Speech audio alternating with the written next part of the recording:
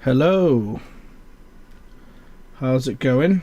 My webcam isn't working at the moment. Just give me one moment and I should be able to get it to work again. Never mind.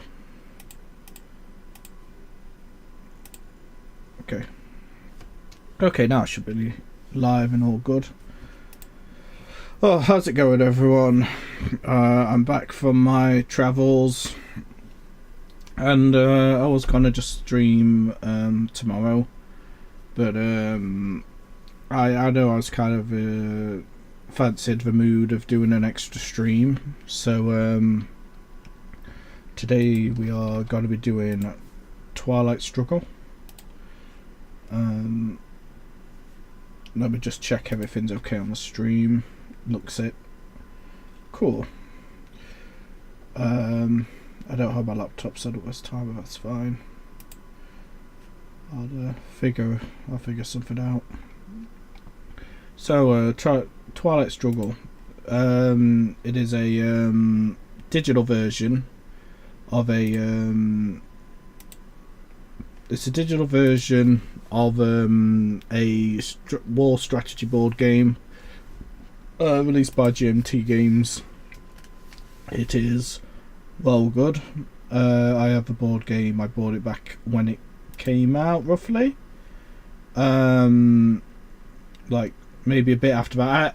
I remember that I saw a YouTube channel called need to turn my headphones down.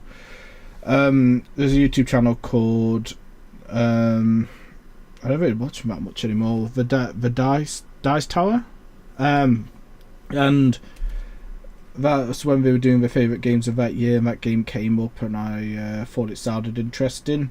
I was like, how the hell am I going to be able to play this with anyone? But yeah, I did get a couple of friends to play with me on it, and it was really fun. Nowadays I've not been able to crack it out that often, but I more like 2 or 3 years ago I think discovered this game, like the digital counterpart. I'm just going to switch over to the game itself. You won't be able to hear it at first. I still want to adjust my levels a little bit. Okay, that's not too bad. Okay, now you should be able to hear. Now you should be able to hear the game. I am going to adjust the size. One moment, please. But yeah, I know it's not going to be everyone's cup of tea in the middle of this game, but it is what I definitely had an interest in playing on the channel. So I'm gonna have to try and walk things through as I go, or I just try and commentate on stuff. So yeah, let's get into it. Did anyone play the watch the the State of Play, the PlayStation 1 the other day? I gave it a watch. I was very happy about well, I guess confirmation on the Silent Hill 2 remake thing. I hadn't looked at any footage before then, but we were watching it with friends, so I decided to have a look. It looks pretty good. Like Silent Hill 2 is like my third favourite game, I would say. I love it a lot. I don't know if I'm going to be US or USSR today. But other than that, there weren't too much of interest within like games I like to play. So maybe I'm gonna have to use my phone or something to look at the yeah, I'm gonna do that. So yeah, State of Play, they weren't too much exciting for me outside of Silent Hill 2, so that was plenty enough. But I've heard there's got to be a what are they called? Nintendo Direct coming soon-ish. So supposedly it's not going to be too eventful because the successor to the Switch is going to be what's going on? Okay, the successor to the Switch is going to be talked about in the following one, to my understanding. So that will do. I may have to pause to get my laptop later on, but for now my chat's over there instead of over there. Alright, so in a standard game, which is what we're playing, this is a Cold War era game, so it's the US versus the USSR. You're basically taking, it's a game where you take turns playing cards in your hand to place influence. In fact, I've got to show it. I guess I'll be US just to showcase. So you get a deck of card. You get a hand from a deck that's not visible on the screen, but there's a deck that both players share and draw from. And you notice that the cards have different colours, so red cards like Fidel are for the USSR player. There are blue cards for the US player, which I am. Excuse me. And there are half white, half red cards. These are good for both players. So you might wonder, why do I have opponents' cards? Well, basically, on your turn, when you play a card, if it is your own card, like a card that is good for you, you can either use the points in here to do stuff on the map, like place influence to try and control regions, or like do coups, etc., like do attacks, or you can do the effect on the card, which is going to be beneficial for you. If it's half and half, same thing. You could either use the points or use the effect. However, if it is an opponent's card, both will happen. So you get to use the points, but your opponent will get this effect. So a huge strategy of this game basically is mitigating damage. You're trying to take good advantage of your own cards. I haven't played this on PC in a while. You want to take advantage of the benefits of your own cards, or deciding when to use them for ports, use them for the effect, while trying to downplay the bad effects of your opponent's cards by maybe playing them at advantageous times. So on this little map here, you can see regions like this: Europe, Central America, South America, Africa, Middle East, Asia, and specifically a Southeast Asia as well. But the goal is basically to add influence to control appropriate territories in order to score points.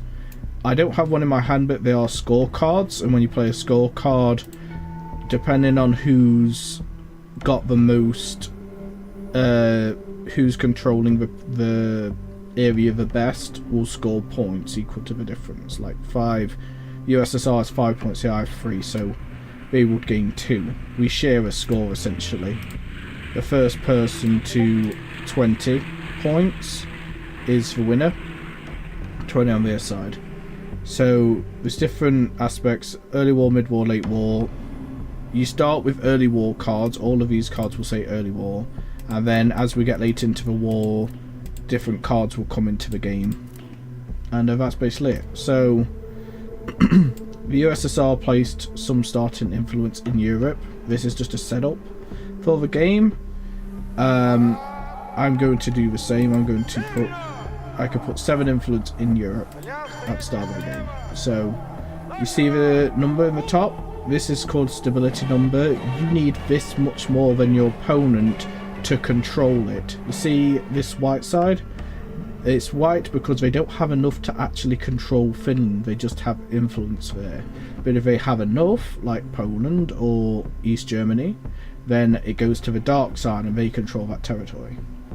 So I'm going to control France, Italy, and I kind of want to be able to move out. You can only place influence next to somewhere you already have points. So spreading out is a very good option. It helps to know some of the cards in this game because at first you won't know. I think Turkey. So Turkey helps me get into Syria later potentially. It's dangerous. It's definitely not a optimal move. I would assume. I am not like hardcore with this game. I played quite a few games, but I am not like I'm not good at this. So each turn has a number of rounds. So this is turn 1 of the game out of a maximum of 10. It doesn't usually get that far, but you never know. These are rounds. So on a round you play a card from your hand and use either influence or the event. You can see 7, but this one says HL. This is called the headline phase. That means both players play a card simultaneously and use it for their effect only. So you don't want to play your opponent's card here. You want to play a card that you know for sure you're going to use for the effect and not you need it for the points later. That's no good to us right now. The Indo-Pakistan War. Oh, dies to try one for each. It's a card that could help us, could be better later. This is a good card. So there's a little thing called the Space Race. I'm trying to remember where it is on here. It's over there. Space Race is like I wouldn't say it's optional, but it's like a way you can get bonus victory points and get like custom effects and stuff. Just for 2 points alone, it's not bad. Right at the start.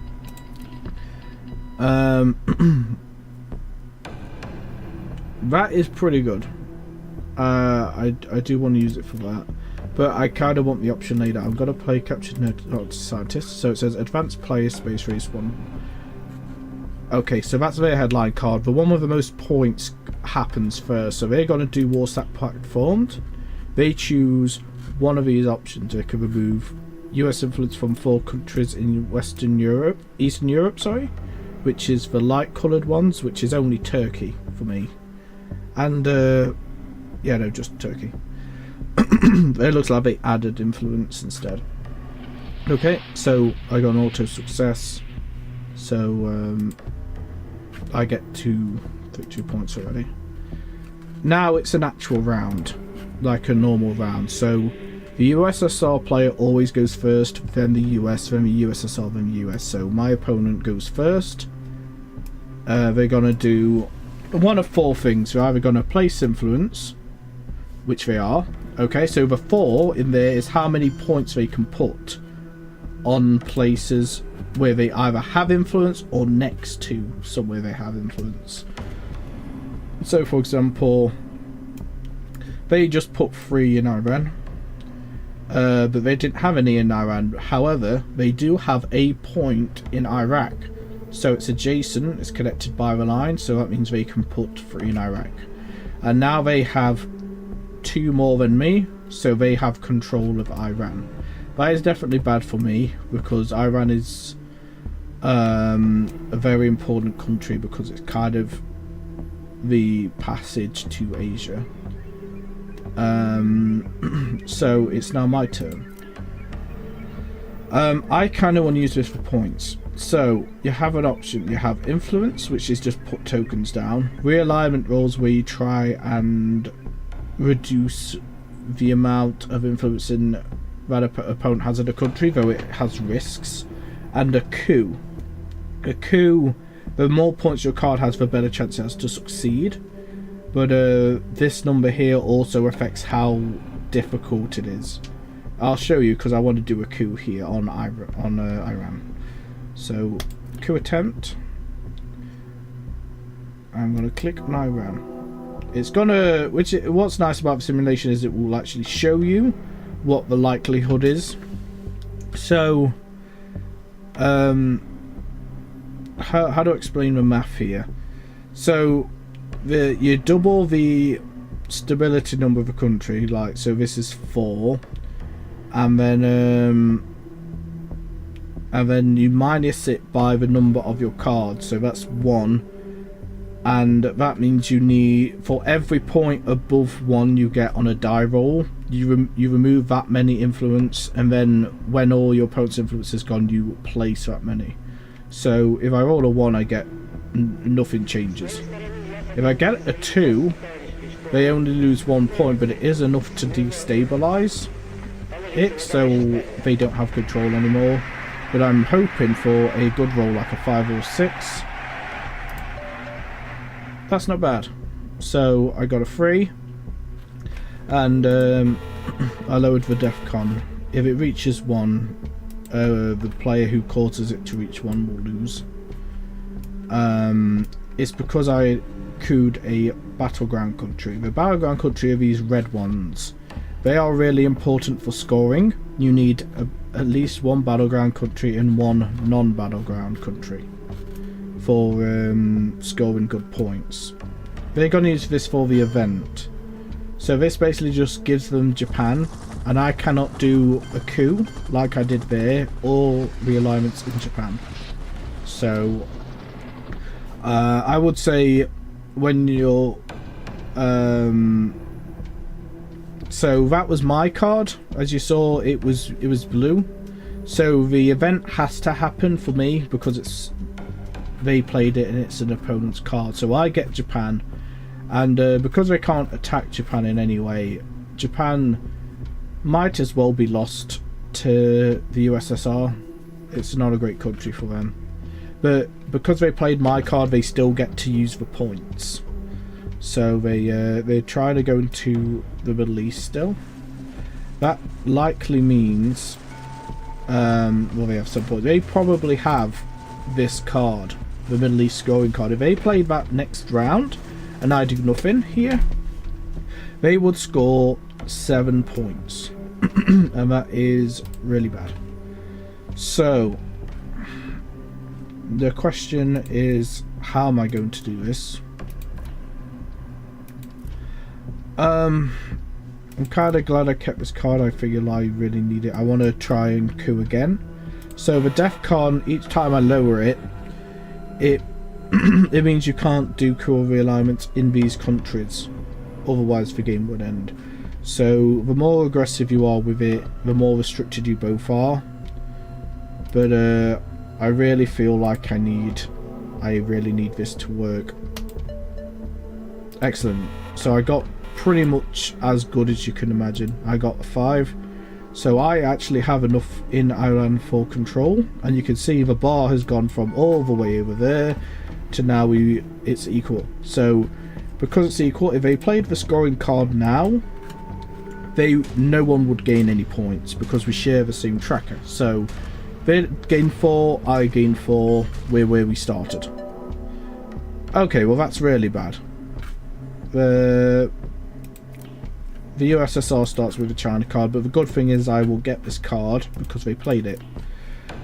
It is a very powerful tool for the USSR. Playing it this early is usually not great, but they might be desperate. However, because they got the best roll and they got a 4, this country is really, I can't do anything about this now.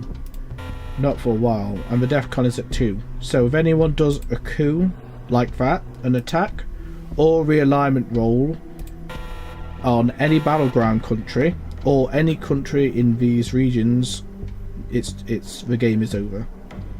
So I cannot attack Iran anymore. It's looking pretty bad for me. I've actually been playing this really badly, but I kind of want to help show a little bit what the game's like. I once again have nothing, so I want to try and reduce what they can score in the Middle East. The best way I think for now is to put 2 points in Egypt, which is next to Israel. So then I still have something in this country. If you have any country at all, it's 3 points, and then if it's a battleground country, it's +1. So I would have 4. They would still have domination. Sadly, they have more than me. Oh, yeah, they do. This is unfortunate. That's bad for me. That's really bad for me. I could play this card. So this card, when you play it with an opponent's card, the effect of a card is cancelled, but I still get the point. So I would get 2 points. They would get nothing. I think I really need to do it here. So I'm going to place influence, and I'm going to do 2 in Egypt, and now I have Egypt, and I will show. Now I have 4 points, they have 7, so they would gain 3. That's a lot less bad than gaining 7. The key thing with this game is that generally the USSR has a better advantage at the start of a game, while as the game goes on, the US gets better cards. Okay, so they use that for the points only. That was a red card, so it's their card. They choose to put 2 in West Germany. I really don't like that. However, I've kind of got bigger things to worry about at the moment.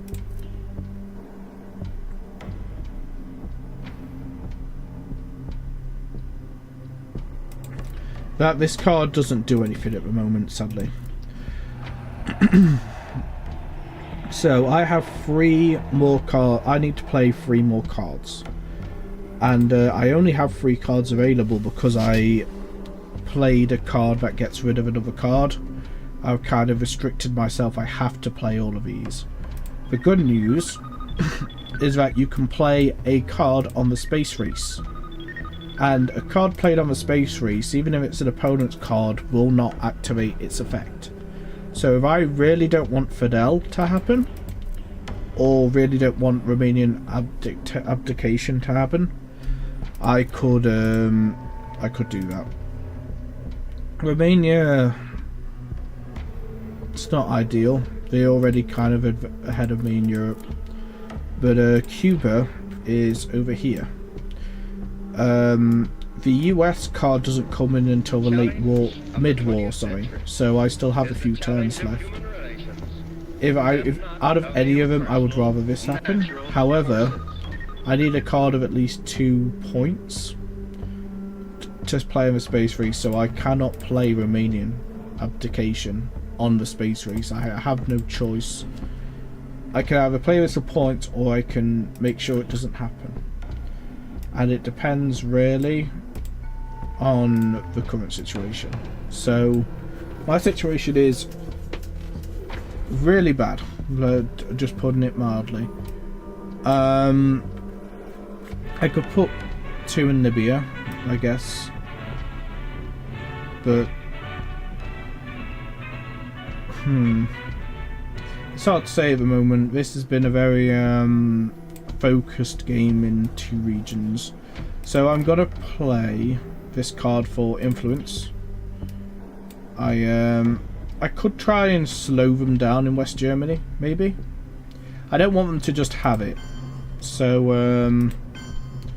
I've got to choose to put 2 there. But yeah, so state of play was okay. Look forward to whenever the Nintendo one is, but yeah, what else? Oh,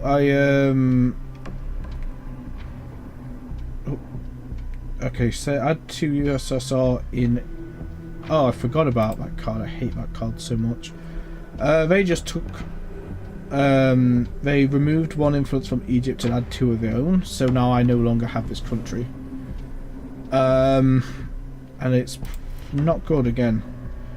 I feel I need to play this card now, because I really need... I cannot just lose the Middle East. That's got to be really bad. So they gain Cuba. I don't like that at all. That's really poor.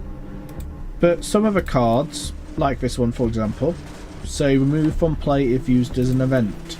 So that when you run out, there it is, see, the Middle East scoring card. So I needed to do that to not horrendously lose the game like pretty early. So they only gained 3 points, so it's gone from 2 US to 1 USSR.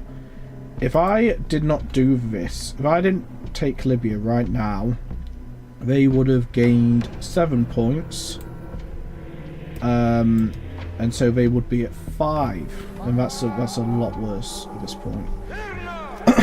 So one more round, I have to play Romanian abdication. So it's given me the option to coup again, but that's because you can still coup in the US even when the DEFCON's at 2. However, Cuba is a battleground country. If you attack a battleground country, that lowers the DEFCON. So if instead of Cuba they had Haiti or Dominion Republic, could attack the Dominion Republic and the DEFCON would not lower. However, it would technically, if I chose to, I could attempt to coup. I might show it just for the sake of it, so it will let me undo it. DEFCON stars will be 1, US will lose the game. So the game actually does warn you, hey, if you do this you're gonna lose. So that's actually handy if you're new to the game. So I only have 1 point. I can't do any meaningful coups or realigns. I could only place influence. So 1 point. What can I do with 1 point?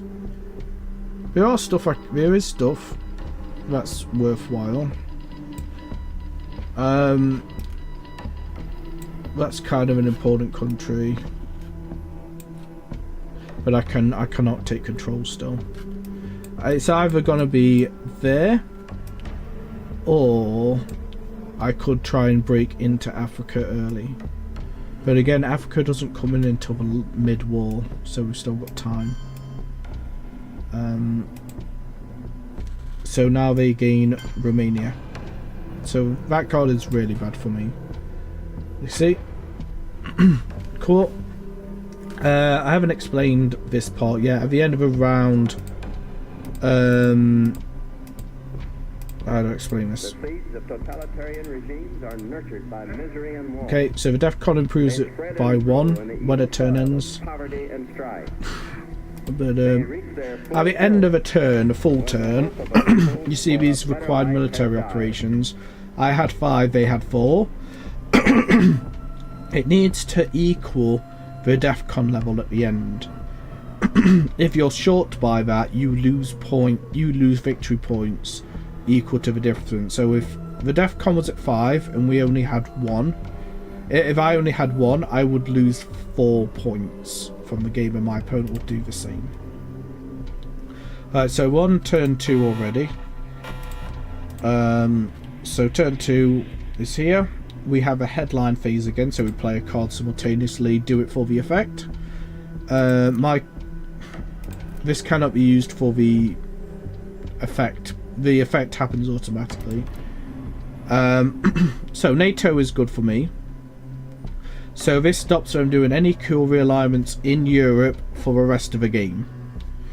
That is extremely strong. And it says either the Marshall Plan or Warsaw Pact card must have been played, and I know for sure the Warsaw Pact was played by my opponent turn 1. So they kind of did a whoopsie there. I could do NATO now, or here's the thing. The option is, and part of a mind game with this game is, I could either play it for its effect on my own turn and get the benefits immediately, or I could play it for its points. Eventually this will get shuffled back in the deck, and if this goes to my opponent has to deal with this card. But the thing is, they might play it on the space race, we might get rid of it. I think this is an extremely strong card to start, but this card works in the headline phase specifically. This is a really, really strong card. So because this is a headline specific card, I really want to play this one. This will cancel whatever they play, even if it's a scoring card. Oh no! That was worthless, I did nothing. So they played the Asia scoring card. We have equal points in Asia, so no one scored anything, and I just cancelled nothing. That was basically a waste of a move. Though, in a normal game, playing your scoring card first, I guess it depends, because if you feel like your opponent's going to go straight into Asia, and you're going to lose that race, sometimes it is better to just get the card out of the way, minimise the damage. Oh my goodness. They just took West Germany. That is bad. So, I think I want to play this now. I'm fed up of them trying to... I feel... They can't coup or realign right now. Because the DEFCON is at 3. There has to be peace to do it in Europe. Which is part of why NATO isn't quite as good as it sounds at first, but it is still strong. There are cards that can improve the DEFCON rating. It depends if they have that. But this is a strong card. It's better in the late war, but I can't be picky. I wish I had played this on the first turn now. I kind of need to make a push. So, this will add 1 point to my operation, to any card I use for the rest of the turn. I've got to do it. Sadly, that's all I can do, because it's my card. So now they basically get to go again. It's normally that's a card you like to play first, but I had the special headline card, so I really wanted to take advantage of it, but it kind of fizzled. Okay, so they are about to coup. That's going to be in the Middle East likely, or US. Oh dear. So they just removed the only place in the US I had. That was extremely bad for me.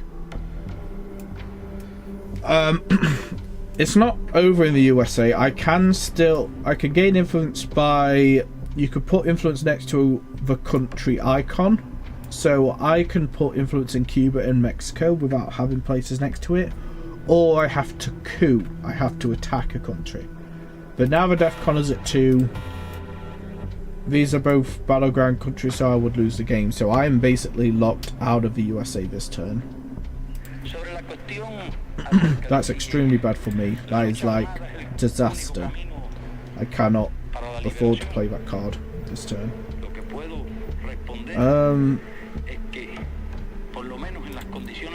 All these are really bad for Europe.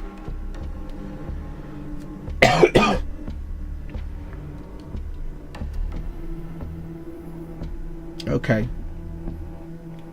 Maybe the Korean War will help. So this place is going to get attacked, but Japan will lessen the likelihood that I will suffer consequence. But I want to use this opportunity to try and secure Europe a little more any way I can, which is not a lot of ways, to be honest. I am losing West Germany is a bit of a disaster this early on. I could have Canada, I guess, but the card that's relevant hasn't even happened yet. I could be in Mexico to secure myself for later. Let me remind myself what this does. So replaces all US influence with USSR, so that's bad. I don't want to put one in in South Korea, because they might get something better from that. I could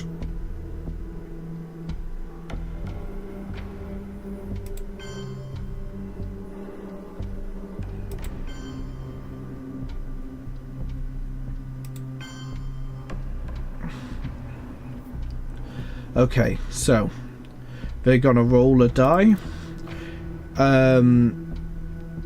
They They normally need a 4 to 6, but I have Japan, so they need a 5 or 6 to take over South Korea.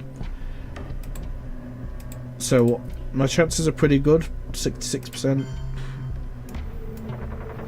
Yep, they failed. If I did not have Japan, they would have won that.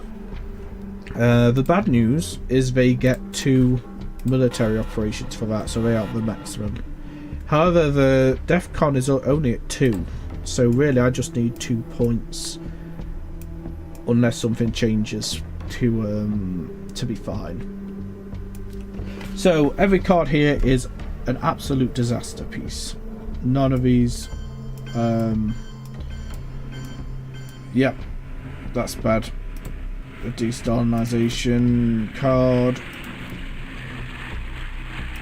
This only works in Eastern Europe. It is very good though. I really want to make a push. So this is going to score me 5 points because of the card that lets me get 1 extra point per card played. So my current status report, if you're not following this game so far, is everything's on fire except for Asia. Asia is very good for me right now, but sadly they already played the card, so I'm kind of screwed there. I could go to... feels too early. I wouldn't mind... I didn't mean to do that one. Okay. So I need to play the card again. Please excuse me.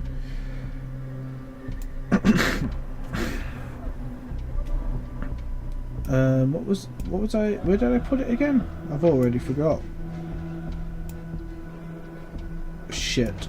Where did I put my points? Oh, South Korea. That's right. The Philippines.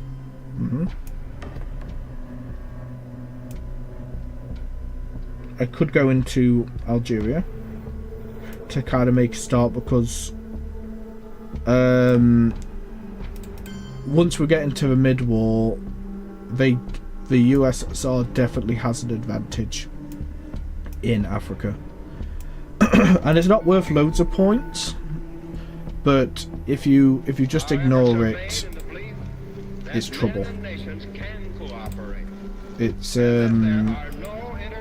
yeah, like individually the countries are not worth much of anything, but if you have nothing and you basically just let them take over battleground countries, they're going to be scoring like 9 points every time they play that card. Powers then add sufficient influence in... So this is my card. My opponent played one of my cards, so I get the effect, so I can equal influence in one of these countries. However, none of these are really amazing. I can choose Romania, which is what I'm going to do. So I put 3 influence in here. They have 3, so they don't have the country anymore.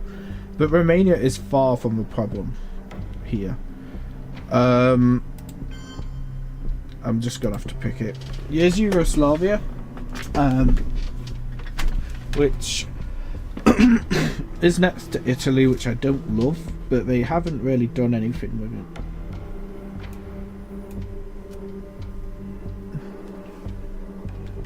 So now they're going to get 2 influence.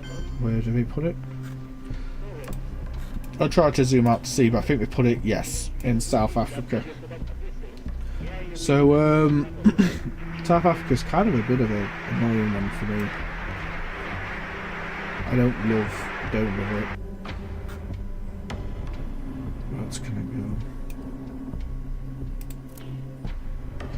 How many rounds do I have left? I have 1, 2, 3. I must play at least 3 of these cards. I could play 1 on the space race, so I can only avoid 2 of these events happening, and all 3 of these are very bad for Europe.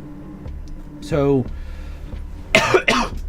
I either let them put more points in Eastern Europe, let them remove my points in Western Europe, which is probably even worse, and then this one's This one's an absolute disaster. I really do not want that one to happen. So, So I guess the one I will have to allow to happen is to let them put more influence over here. Because they already kind of have most of this. The only one that's really going to hurt me is Turkey. And that will hurt. I can remove influence in Eastern Europe. It's only going to slow them down, really. But,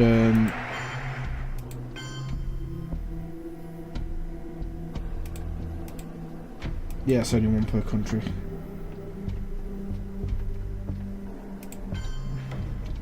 Okay, that at least slows them down, because it means they can't move into Italy. They have nothing in this area anymore. I wouldn't say that's like extremely important or anything, but it's like there's no point in removing one from Romania. Oh, they just play it for the yeah, they can't play it for the effect. Actually, I forgot, because if they do, I could just make them lose the game immediately because of the DEFCON rating. Never mind. So I only need one of these to happen as an effect. I can hold one in hand, and I can play the other on the space race. So this one, I hate it. I absolutely hate it. That is going on the space race, I think. This one's going to have to be played for points, I feel. The only other option is I do have the China card. So this is 4 points. It's extremely good. And if you use it all in Asia, it's +1, so it's 5. And with my bonus, it would be 6. That's really good. Really, really, really good. However, the problem is then it gets passed back to the other player, so they get access to it again.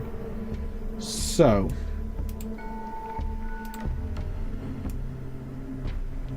the problem is I'm already doing really well in Asia right now. They have a way into Asia, don't get me wrong, so it's not like the problem is if I give them the China card, they could play this. Oops, this is where you can see what's been used. If they use this on their next, if I use this turn and then they get the card and they use it on their next turn, they could just go, oh, I have 5 points. Pakistan and Afghanistan, and then on the next turn they could be like, oh, here's India. You know, that would be really bad. I really don't like the idea of them having the card yet. I want to keep it close to my chest. So due to that, I'm going to put, I've got to let them put more in Eastern Europe. As much as I don't love it, but what am I going to do? Where's the other option? There's no good other option, really. So, Comic-Con. Let's just do it. Influence. So, I've got to mention, when you're placing influence, it only costs 1 point. However, if you put an influence in a country an opponent controls, like this dark red one, it costs 2 points just to put 1 point there. So you can't just like, yeah, see, that would be 2 points worth. That's not really, that's not worth it to me right now. I have 4 points too, so I definitely could do that.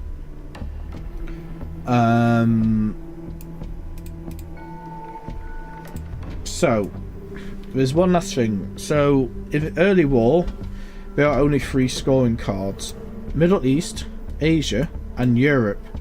And the only one that hasn't been played is Europe, I believe. Let me double check. I don't want to look like an idiot. I mean, I'm an idiot, but I don't want to look like more of an idiot. How do you scroll faster? That's really slow.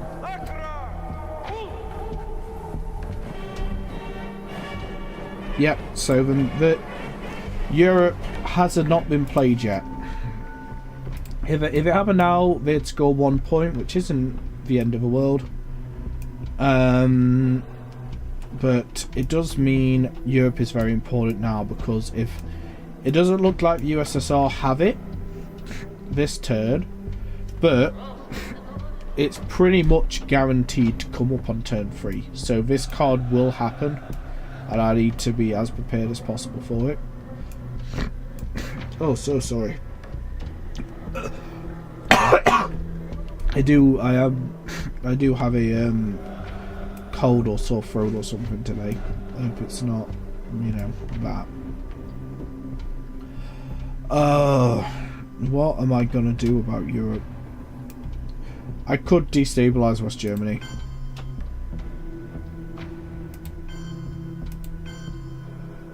You know what? I don't hate it.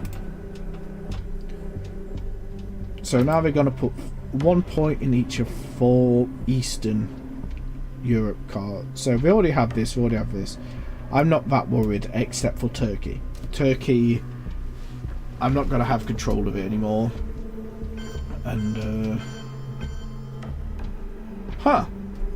they just ignored Turkey. Why?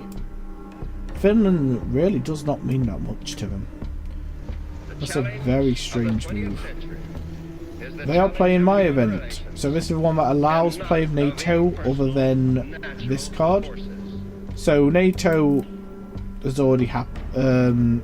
Oh no, NATO hasn't happened yet, so it doesn't. It's fine. So the reason we're like, oh yeah, of course, buddy, have 1 influence in 7 Western Europe countries, is that, you know, it's not that huge a deal to them because they're going to get a lot of points for this card. Anywhere else? Finland is technically West Germany, I guess. For the fuck of it, I could do that because, yeah, that's fine. So now they're going to get 4 points. This is probably going to hurt. Influence. So there we go. I mentioned it was going to happen. It's happened. There it is. They are in Asia.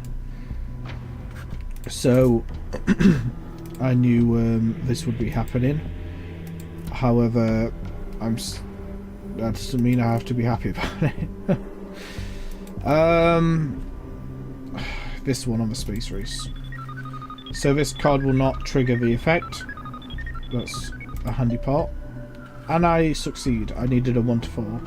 Now I have a bonus effect, which is really nice right now. Until my opponent gets up to here, I could play 2 space race cards per turn, so that's 2 cards the opponent does not get the effect of. So I did 0 military operations this turn, and my opponent did more than enough, so I lose the difference, which is 2. They gain 2 points. I think, considering I literally cannot attack any countries this turn, it's kind of just, I have to accept it.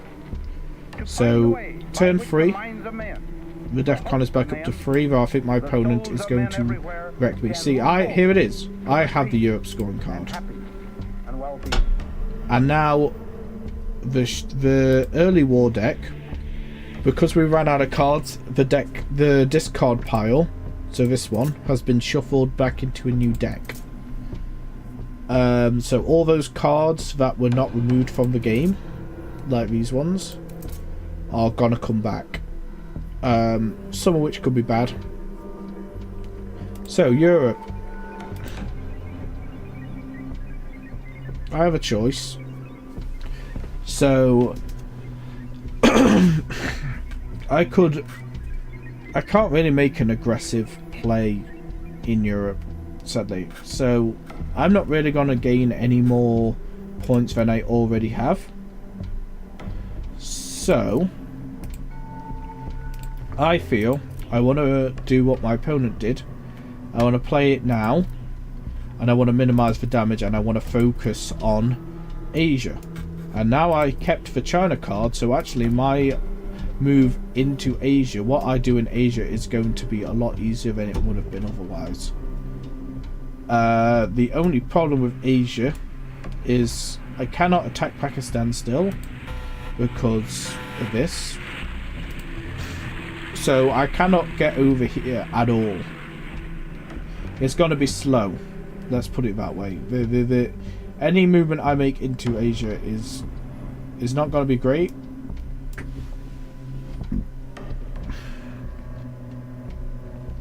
But oh, I got the defectors card again. I want to try it again. I want to negate whatever they have. Yeah, see, that would have been a really bad card for me. So I'm glad that's cancelled. However, they go first in their first round. So depends on what they play. If they play something that fucks up Europe, I might still have to play the card. Even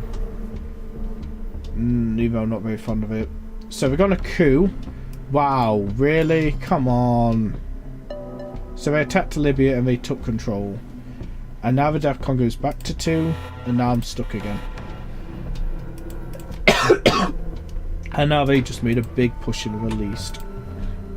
Because I only have Israel. Then they have domination. And a lot of background countries. They have a lot of points from that. So, oh bugger is probably the phrase I would use.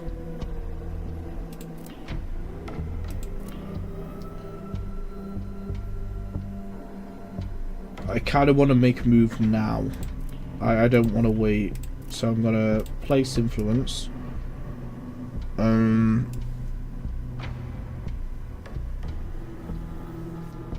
I wish I had something that improved the DEFCON rating. However, I did not gain anything.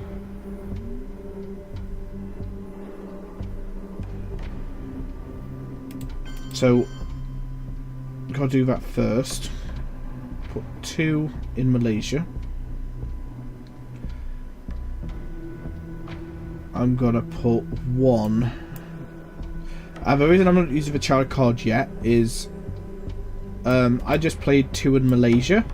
However, I cannot then just go straight to Thailand. I have to do it next round. So I want to hold on to the card for one more turn before playing it. Now I want to... I could go Canada. I could go Mexico. Central America is going to be relevant next turn. So now I really need to start thinking about this. So I will do that. I have NATO, that's a really high scoring card. That's pretty good.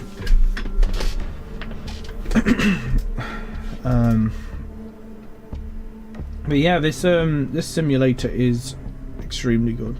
Like I really like it. You can even put on oh dear.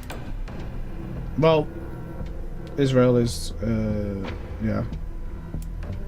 It's not looking great at the moment. I will play now. Here's the choice. So I'm gonna play the China card. 2 in Thailand. So I'm gonna have 5 points. I wanna take away North Korea from them. That's gonna give me a lot of points, as you can see.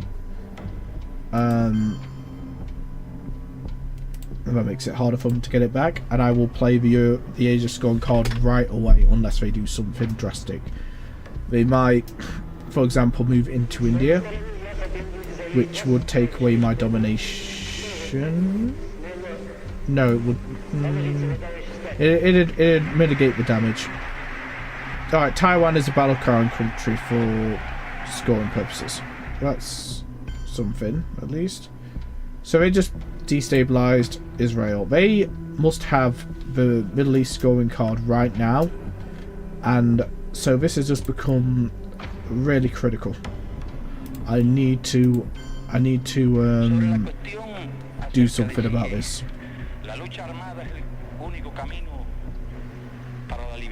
Vietnam is now a battleground country. That's good for me. Put another one in Israel. I kind of want to. If I lose this country, they are going to gain. They're gonna have like 7, 8, 9, 10. They're gonna gain 11 victory points. So I cannot afford to lose this country. It it would be instant. It wouldn't be game over immediately, but it might as well be game over. So I'm making sure that they would need to do. They'd have to have like a 4 operation card or something to destabilize it again. So this is getting annoying because if you have a scoring card in your hand, you have to play it.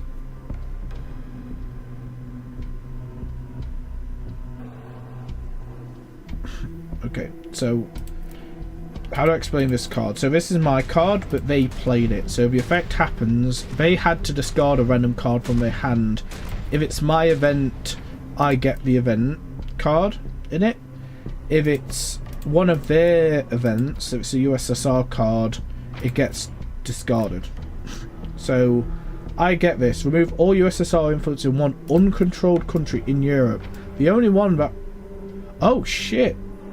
Hello West Germany. Come to Papa. Holy shit, that's actually really good for me. I'm glad I didn't play Europe's scoring card yet. Geez, so they got to get 3 points. I don't think it's going to be nearly as valuable as what they just did. However, I think what they will do, they're probably going to want to put... No, but they can't. They can't do it. So what are they going to do? Oh, they're just spreading out. They are... Yeah, so I have 2 score... It's warning me now. I have 2 scoring cards. You cannot hold a scoring card at the end of a turn. If you do, you lose. You forfeit, basically. So I have to use both of these cards in this round, in this turn, and there's only 3 rounds left.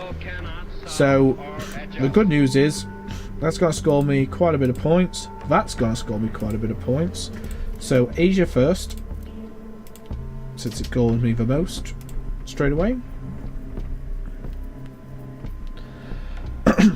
I mean, I don't plan to make any more moves. I'm going to play this on my space race.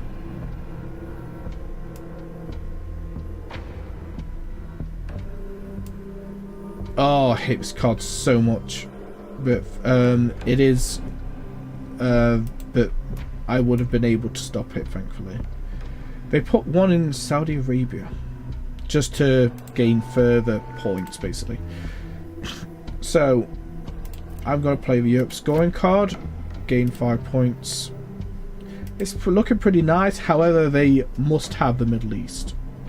Nothing makes sense if they don't. They don't. They don't have the Middle East. I guess they just really want to do something there. So they played this card on mine. So they show me their hand, and I can use 1 point's worth. And then this card is gone from the game. So 1 point. What do I do with 1 point? I could realign. Do a realignment roll, maybe. One of these. No. I can't do it in the Middle East, which is what I would want to do if I could. So sorry. Oh, pardon me. My throat is killing today. North Korea, I guess. So.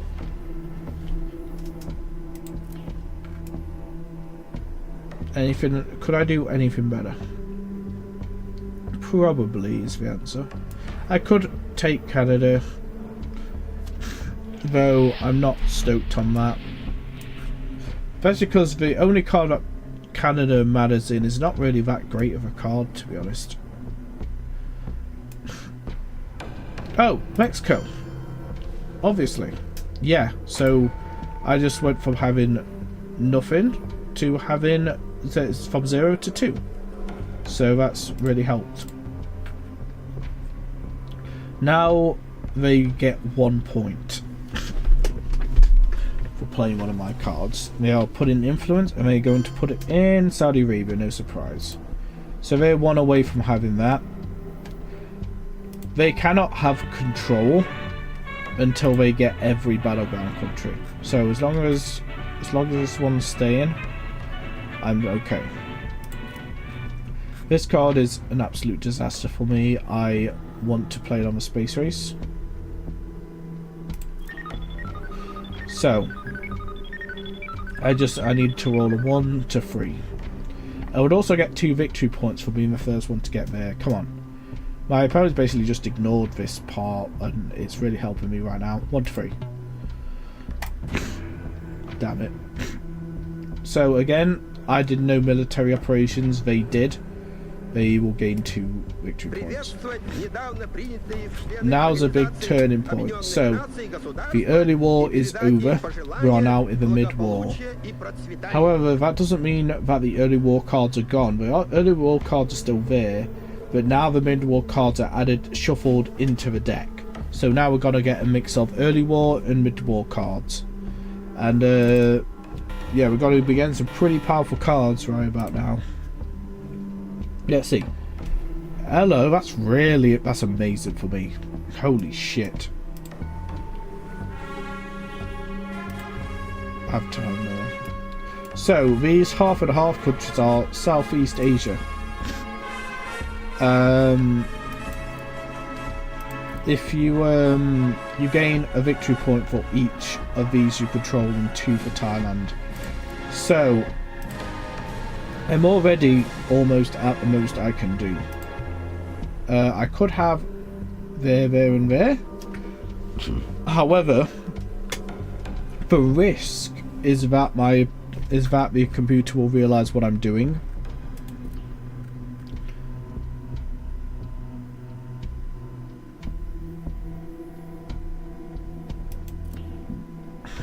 Oh, sorry, this is no good for me.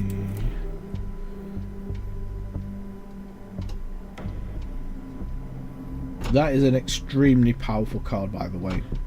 This, for me, lets me like redraw as many of these cards as I want, and then it's gone from the game. That's tempting because I could get rid of this card. This card is absolute disaster for me. So they gain a victory point for each of these they control. I mean, if you know your geography, have a look. they would get a lot of points for this card, and it is not gone. It is not gone from the game once. So this card will come back. This is why the Middle East is especially strong sometimes, and you cannot let it get away from you. It says unplayable if North Sea Oil is in effect. However, that is a late war card, so I will not be seeing that for at least 5 turns. This card will help them get into America. That's no good. So it is extremely tempting to use this card right now.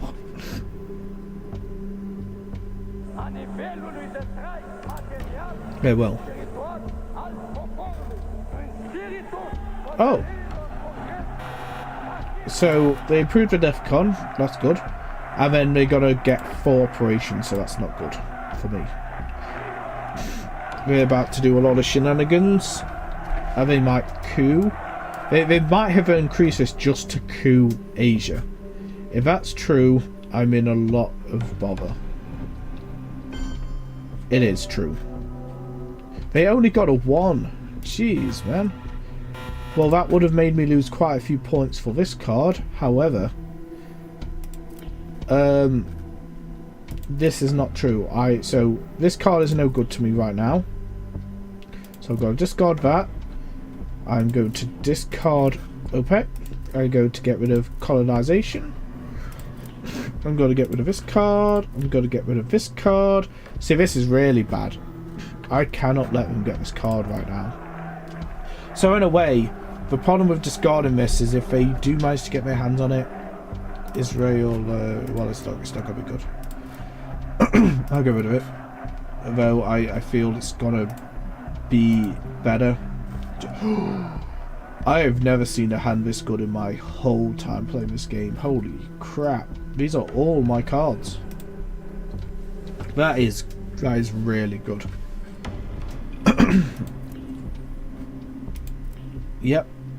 Oh, that is so good right now. Look at that. I would have control of Egypt if I play this card.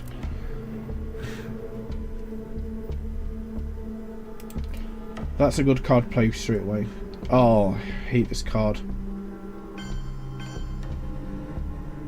Yeah, this is really bad. So, if you've noticed any cards with the word war in them? Where did the card go? Anytime a war card is played, they gain 2 victory points. Just straight away. And it stays around.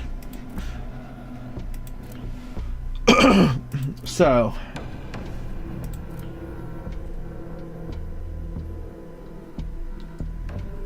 I have some really strong cards in here. It just depends which one do I do. So this can help reduce what they can do sometimes.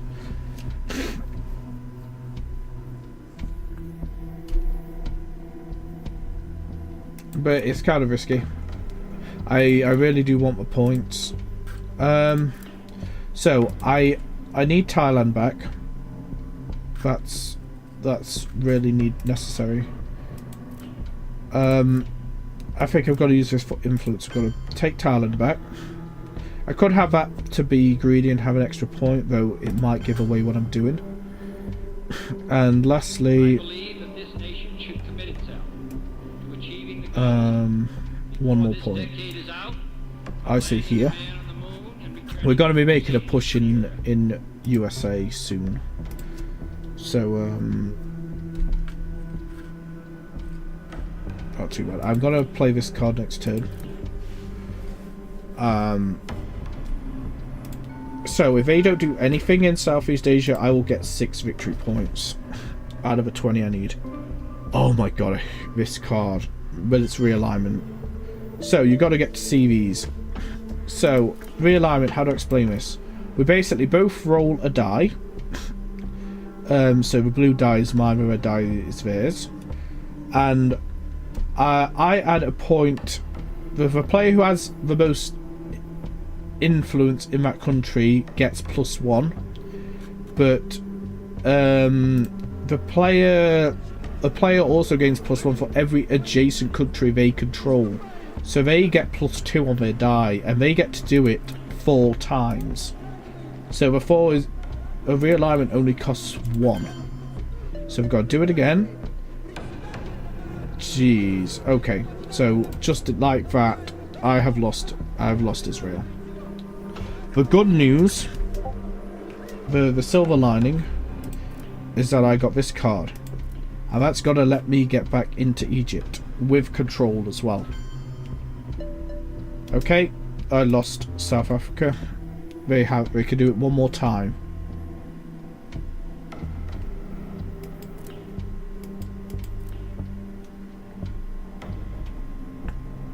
I don't know where they'd go. Yeah, we don't have anywhere else to go. So we wasted the last point.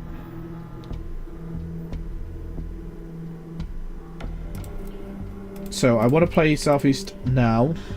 It will make me a bit behind in terms of tempo, but you know, 6 points, very handy. So if I could get to 20, I will win the game instantly.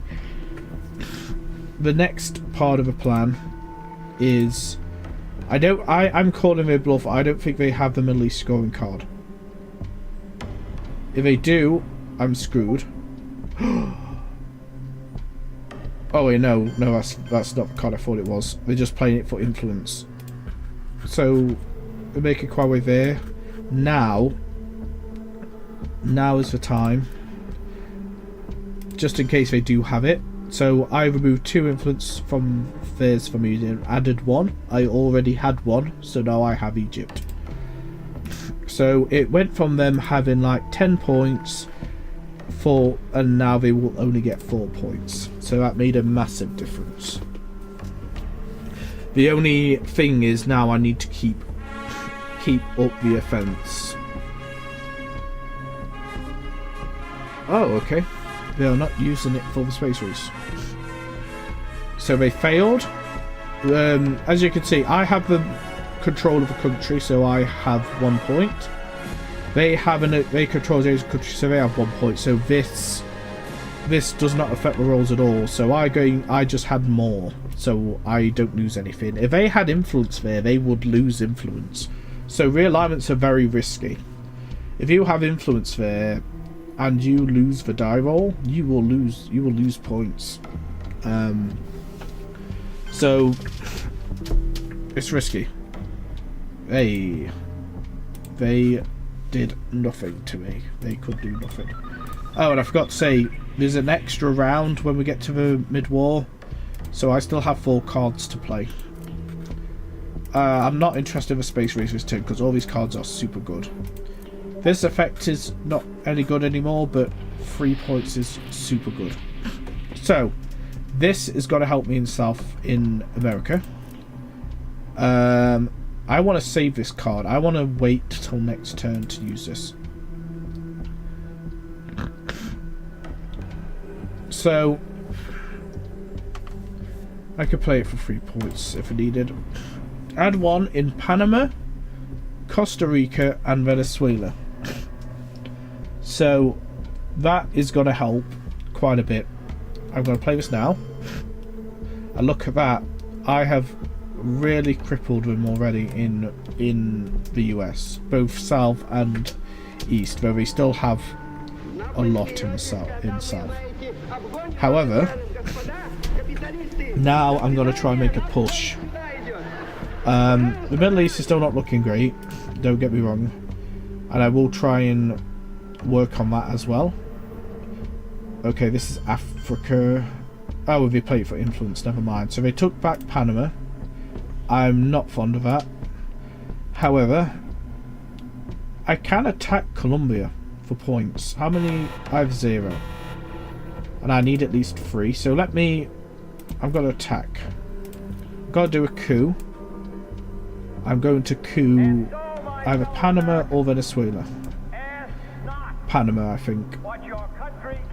Or Cuba. Cuba is worth even more to them because it's adjacent to my country. But that's not good enough. The country's too stable. There we go. You know what, that's not bad. I will gain military operations, and so that's got to be good. And then all I need to do is all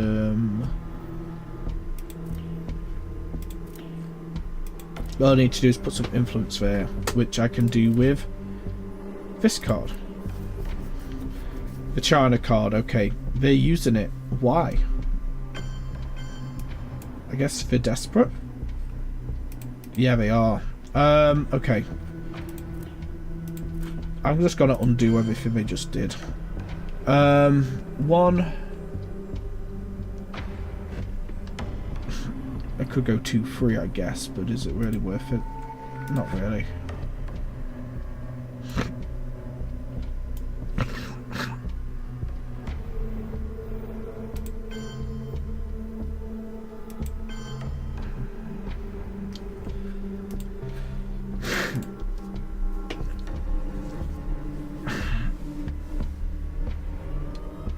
Opponent's event? Oh yeah, this is my East European Unrest card, so it still only does the first effect, sadly. And it's definitely not what it used to be. I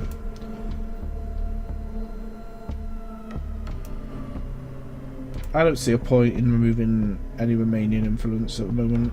Other than it gives that to Turkey. They have Syria anyway. They have Lebanon's not connected. I say just because it's next to Italy, I'll get rid of the Yugoslavia one. But it's got to be a lot more valuable for them, sadly. Egypt. Yep. I want to save this card. So I only play 1 more card this turn. I'm going to do this for the event. So I could just add 2 influence. So I don't need to worry about whether they have more influence in that area or not. I could just place it. it's different than so that's 1. That's 2. Take that. Okay. No one loses any points at the end of a turn. And we're on turn 5. I have a maximum of 10.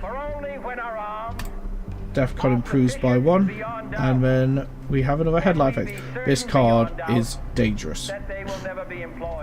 This is another one where it for the US in the Middle East, it is a disaster.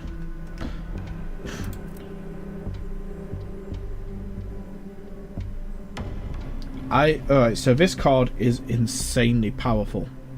This could help me win this turn if I play my cards right. So, here's the thing. If the opponent doesn't do any like attacks or anything, if they don't do any like special coups, I just hold on to this card, and on my last turn on my last round of the turn, I just put the defcon at 5 and add 5, and that will give me up to 5 victory points.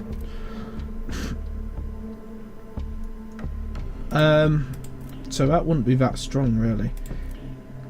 This would help me against them. Which one's a Landray? Chile. There's Chile down there.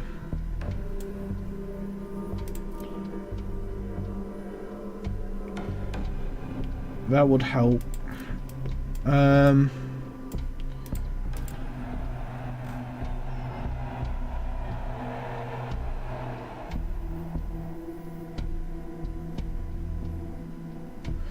Okay, so if I set the defcon to 2, they cannot do any coups, and that guarantees they won't get any military points. And then at the very end, I play this and gain 5 points.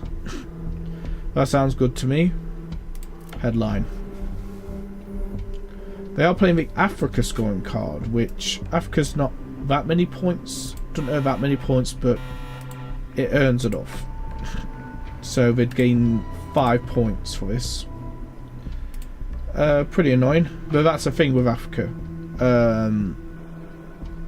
They don't gain that many points compared to other countries. Hi, I thought your PFP was a car. Oh, I don't think the chat was. Sorry, Pumpkin. If you've been here a while, I don't think the chat was working. I've only just seen it.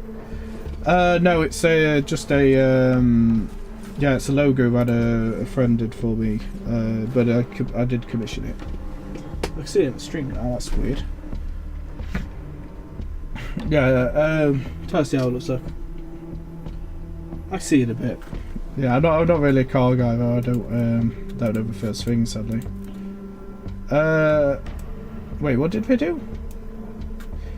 I feel like there's a option somewhere to check game log. There we go.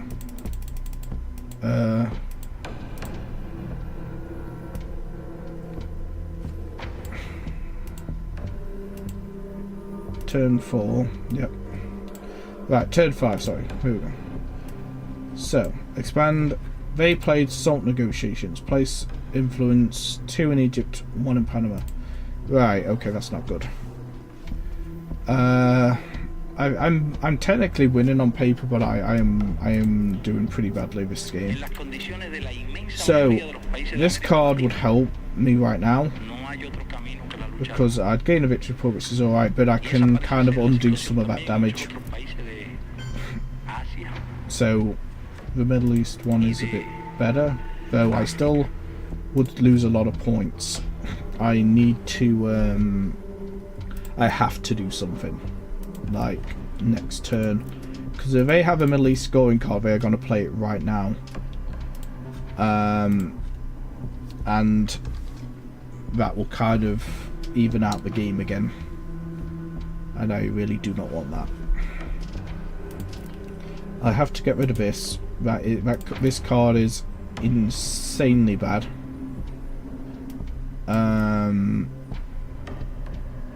Influence in... Yeah, so this is in Africa. Oh, we used it for influence points. Oh, jeez. Okay. So, Egypt once again. No good. I'm gonna have to use it for influence. I've kind of played it too late. Oh, what to do? How am I getting out of this one? This has become a disaster piece.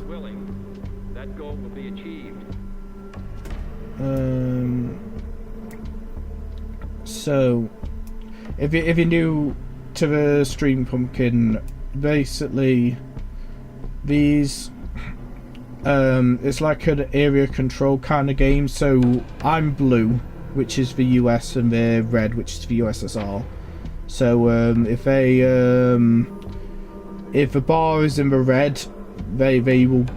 The more the bar is in the red, the better points they will get for that region. And if the better blue it is, the better it is for me. But I'm not in. I'm winning the game technically. However, if you're familiar with Magic the Gathering, like the term losing tempo, I'm feeling the game slip away from my hands right now. So I'm very concerned. So I need to mitigate that. That's better. I have 2 more points. Is Cuba... It depends on what they have in their hand, because they have cards like these. They might have something really... they might have something quite powerful. I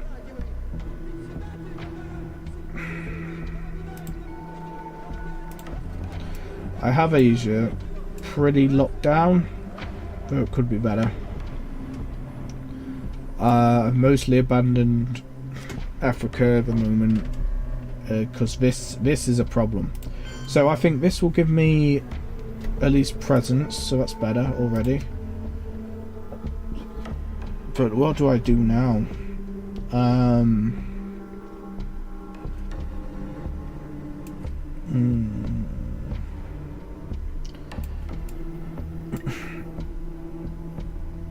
I think I want to make sure I have Venezuela more.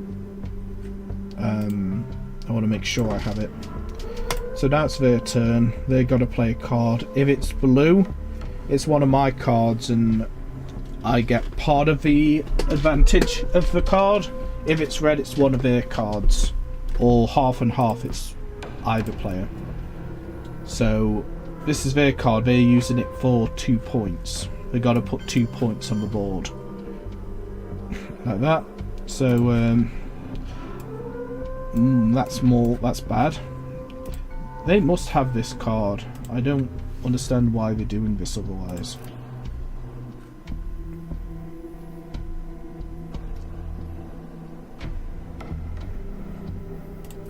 Okay, so Not the victory of might, but the vindication of right. Not peace at the expense of freedom, but both peace and freedom here in this hemisphere. I can't attack any countries right now, otherwise I would be tempted. That goal will be achieved. So I have 3 points. I could have Israel again. That could be really handy, actually. Oh no, I can't. I don't have enough points. Oh no. Oh dear. I still really want this place. Oh, this is so hard. This is hard. I'm gonna try and split it out. I'm gonna add 2. Yeah, no, I need to make sure I keep this as long as possible.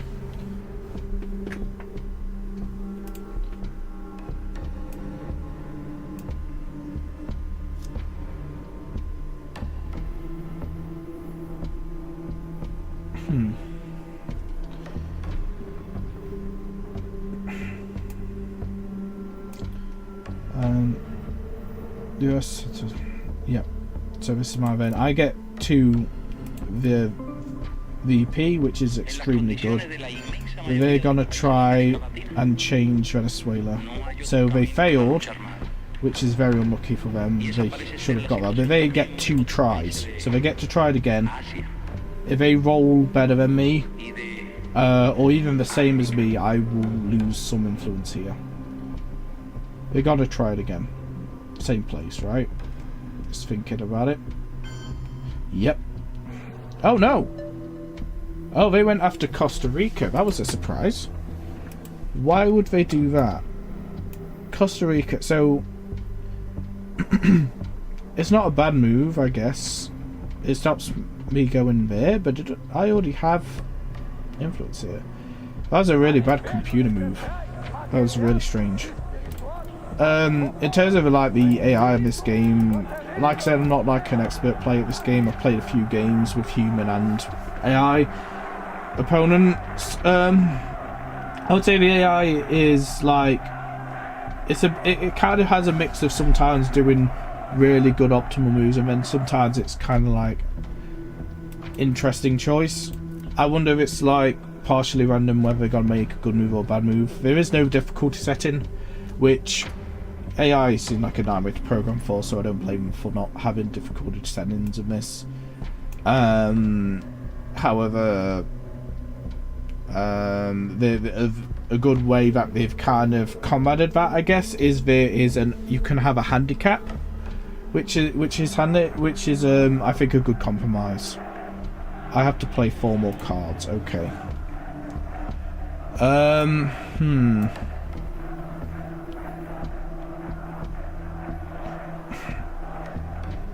If I can keep the China card, I would really love that.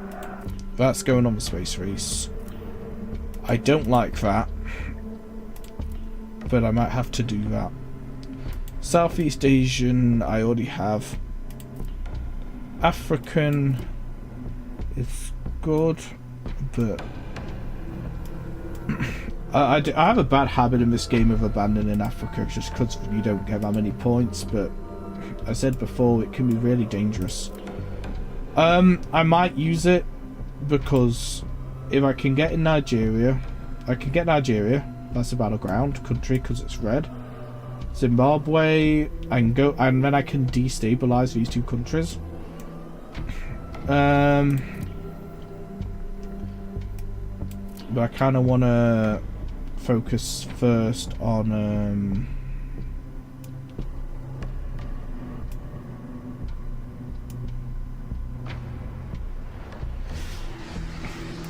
it's a really weird game. Like, not the game in general, but this is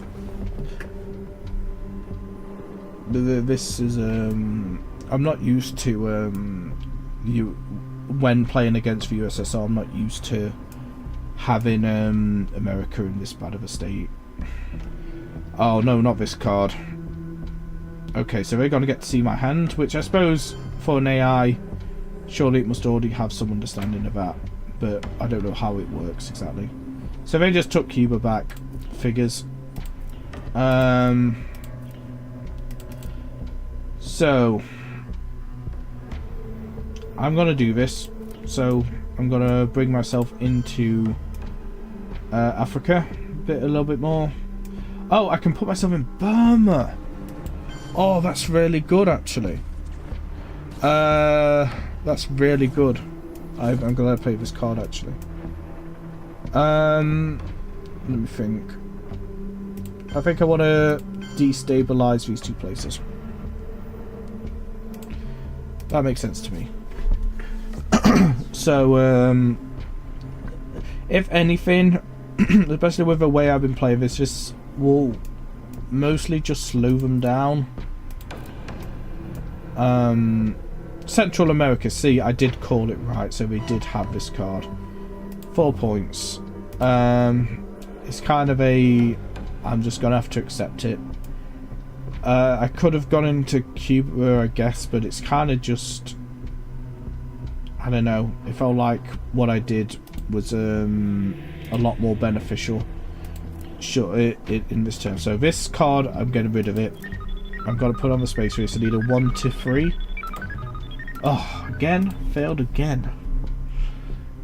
They had the Middle East scoring card. That's bad. Oh dear, oh dear. So now they're 1. So I need this. I said this turn looked bad. It was even worse than I thought. So the good news is that now I'm going to get 5 points straight away because I'm going to play this card. So set it at 5.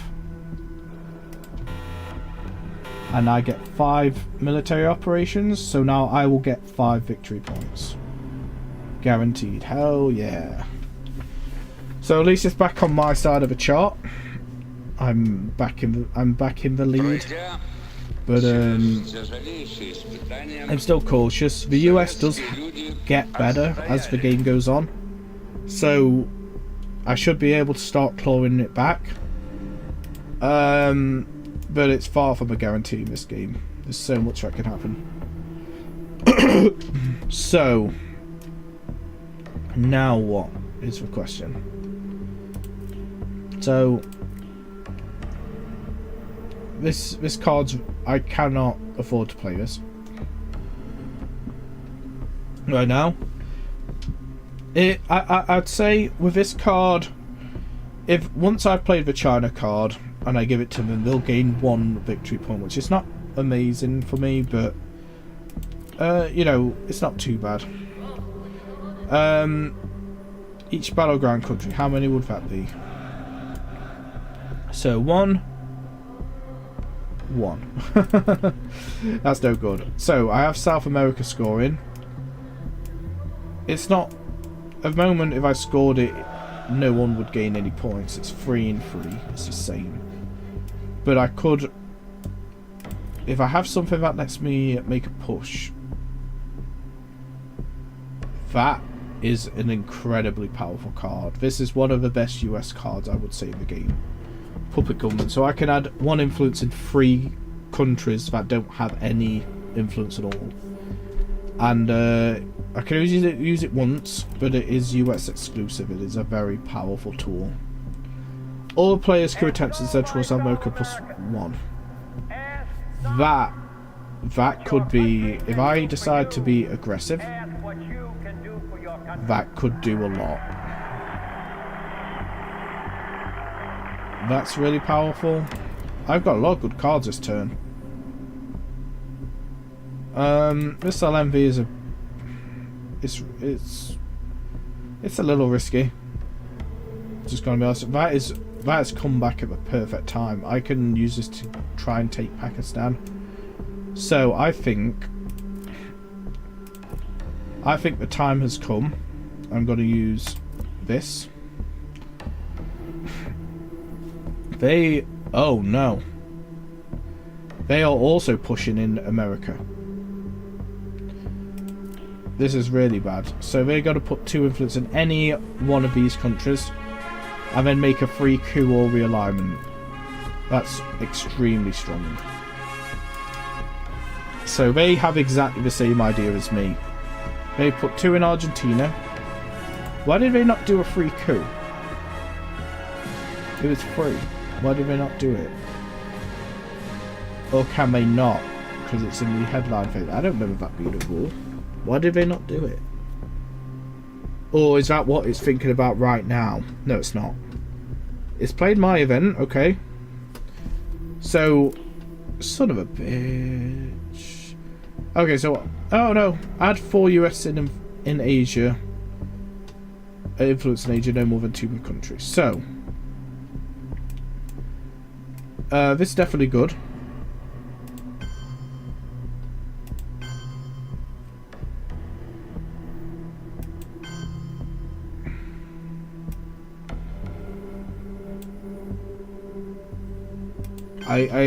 The only reason I'm not choosing Pakistan, even though I would normally like that, is because I have this card.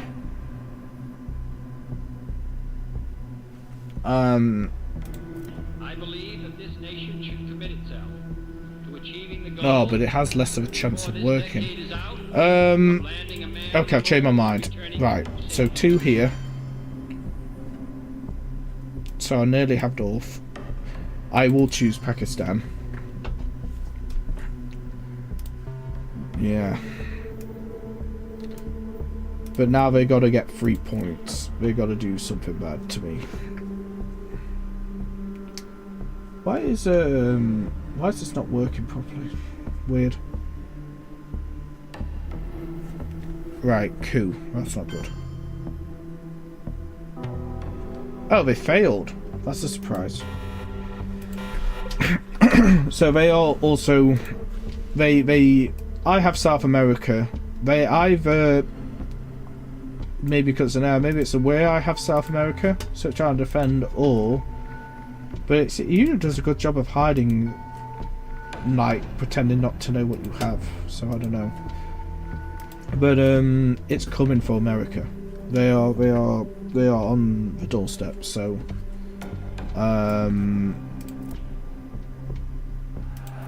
I could hold on to that one for now.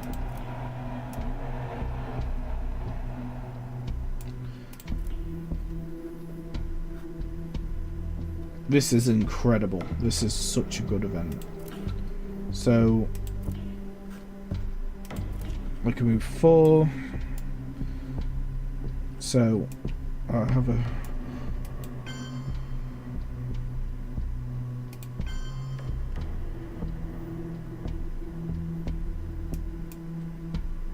Посмеетесь, когда мы, знаете, обгоним вас и скажем: господа капиталисты, до свидания, наш поезд сюда идет. Пожалуйста, за нами. I could take the chance. Score 3 easy points.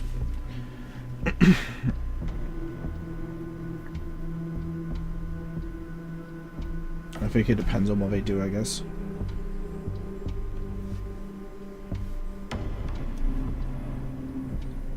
First of all, a US player.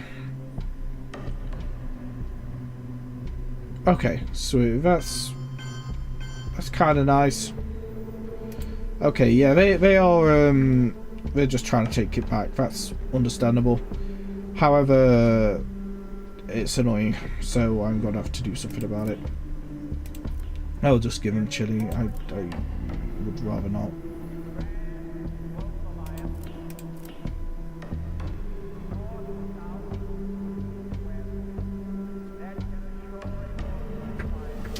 So, this one's risky. If I hit one of their cards in their hand, I get operation values, which is really what I would want from this card. But then again, I could get 2 guaranteed. If I hit one of my events, you see, it might not be one that's actually helpful. So, I think, is it time to start cooing? Cuckoo. I feel it's time to start cooing. So, I get a +1 because of a card I played first, wherever it is. There it is, this one. I could use missile envy for that. Try and attack here. Yeah, that's really strong. That is really good. This is happening. Right, so I am actually doing well in here now. So all I need, I only have presence because I need at least 1 non-battleground country in here. Once I do, I'm good to go. Yep, they're fighting back. They're trying to stave me off. Understandable, but I can't allow that to happen. I could China card to really make sure they stay out. This one's worth points, so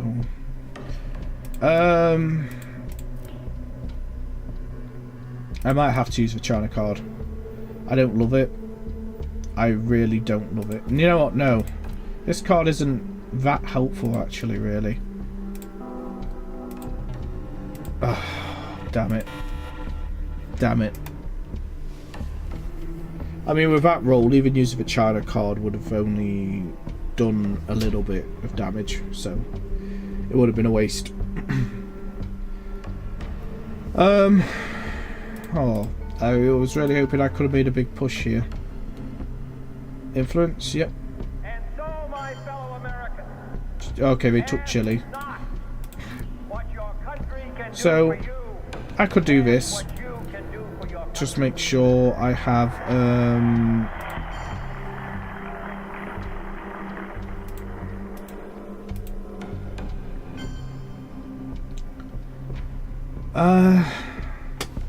that's not really worth it, is it?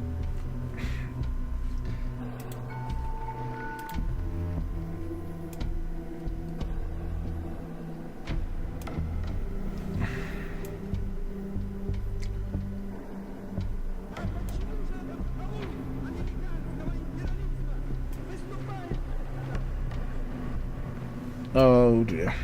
Okay, well.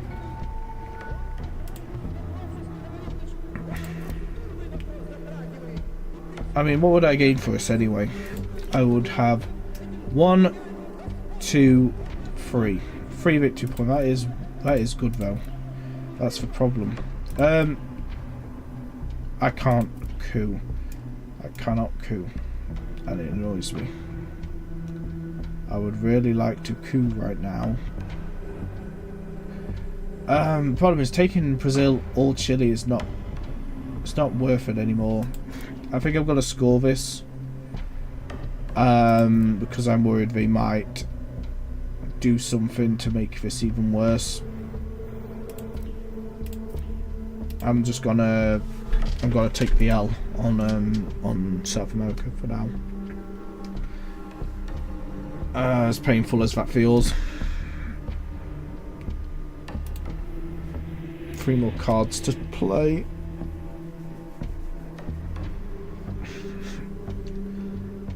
The Poland one. Well, I mean, that's not too bad. It's good for Europe. Where are they realigning? Okay. You know what? Whatever. That's fine. You go. They're gonna choose Venezuela, right? Where else would they choose? I mean, the thing is, Venezuela's risky, but they might do it. Oh, they really want to get me out of Africa, huh? Even though we still have 2 countries. So this would get me 3 points. This is definitely not bad.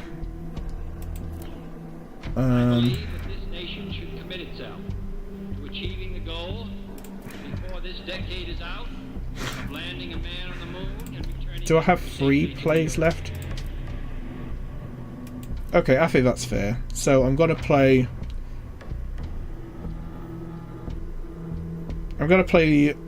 this to move into India. And North Korea. Then I'm going to play this card to gain 3 victory points. Or maybe I should do this one first. I don't think they're going to do anything here. So this would guarantee 3. That's pretty alright. That's not bad.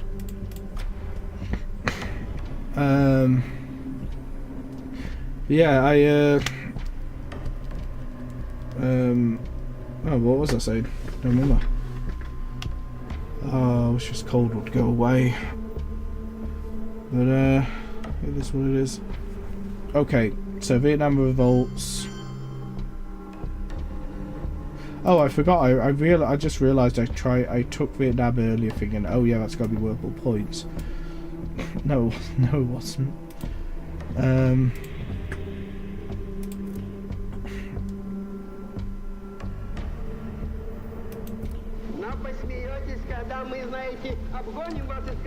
Those were with a delay there, that's weird. До свидания, наш поезд сюда идет. Пожалуйста, за нами. Sweet.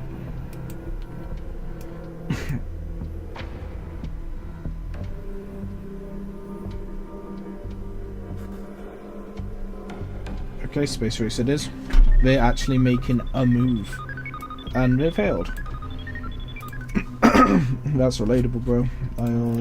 Our goal is not the victory of might, but the No, I might as well vindication play of on the right. Space Race anyway. Not But peace at the expense if it's out of a game, it's out of a game. I don't want them to be able to steal the card from me later. I feel like that's too, And we hope around the world. I don't like the God sound of willing, that. that goal will be achieved. So I think I've just got to place 3 influence around the board. So that's,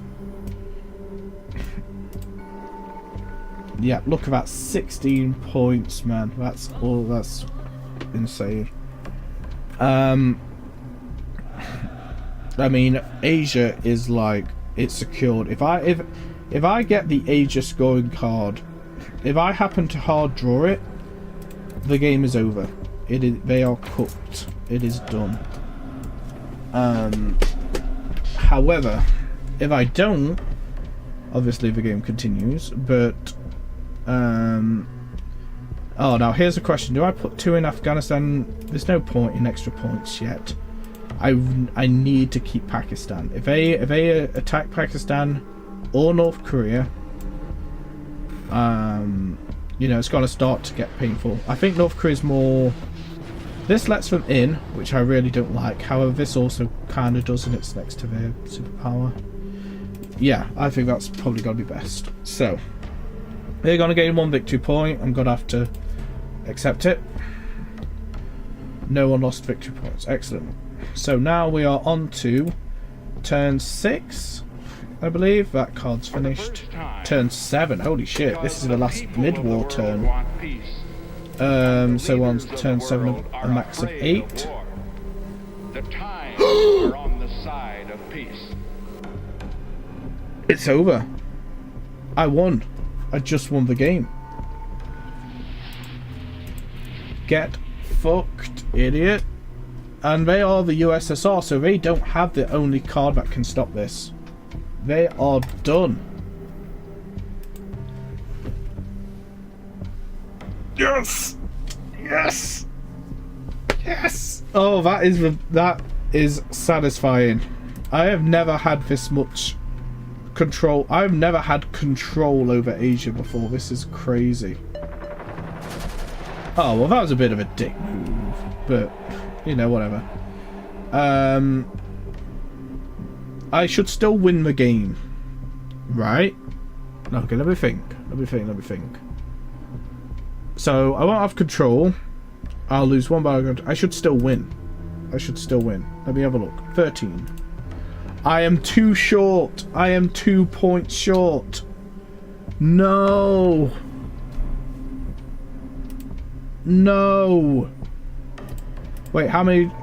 That would win me the game. Middle East, screw that. No, I'm not scoring that. Right, if they do not do anything in Europe, I still win. I still win with this. This is an insane draw. To say what I have. They cannot coup Europe. They are done. It is over. Goodbye. This is the end of a game.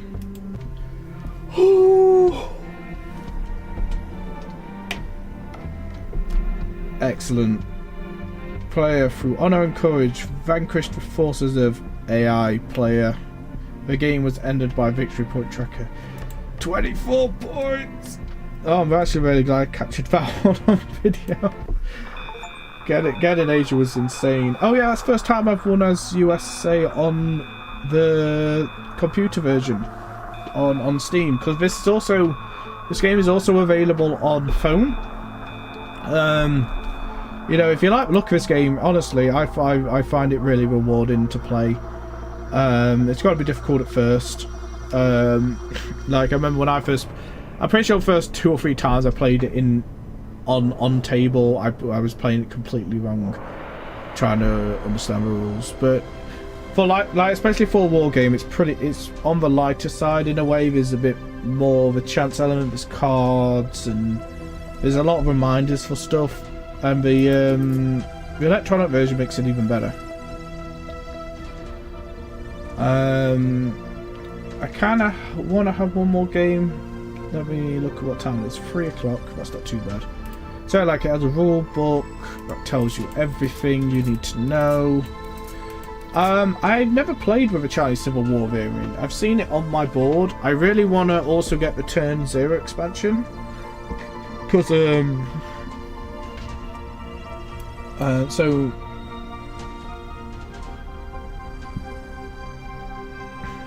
yeah, so they can put influence on this and they basically get the China card. I know that's really strong. Turn 0 has like these new like random events that happen at the very start of the game. That sounds really cool, but I can't be buying anything like that at the moment. We have achievements. I don't know what that is. So yeah, the in-app store. Oh yeah, they have a tutorial as well. So like, if you watch the tutorial, it will also teach you about how to play the game and stuff. That's me, just player. Yeah, there it is, influence. So you can give one, especially if you're playing with a newer player, you can give like an influence handicap one side or the other. So they start with more points, which is can be really handy as a teaching tool. Yeah, I might try. I'm tempted to have one more game and try and be the USSR this time. I've definitely played the USSR more than the US in this game.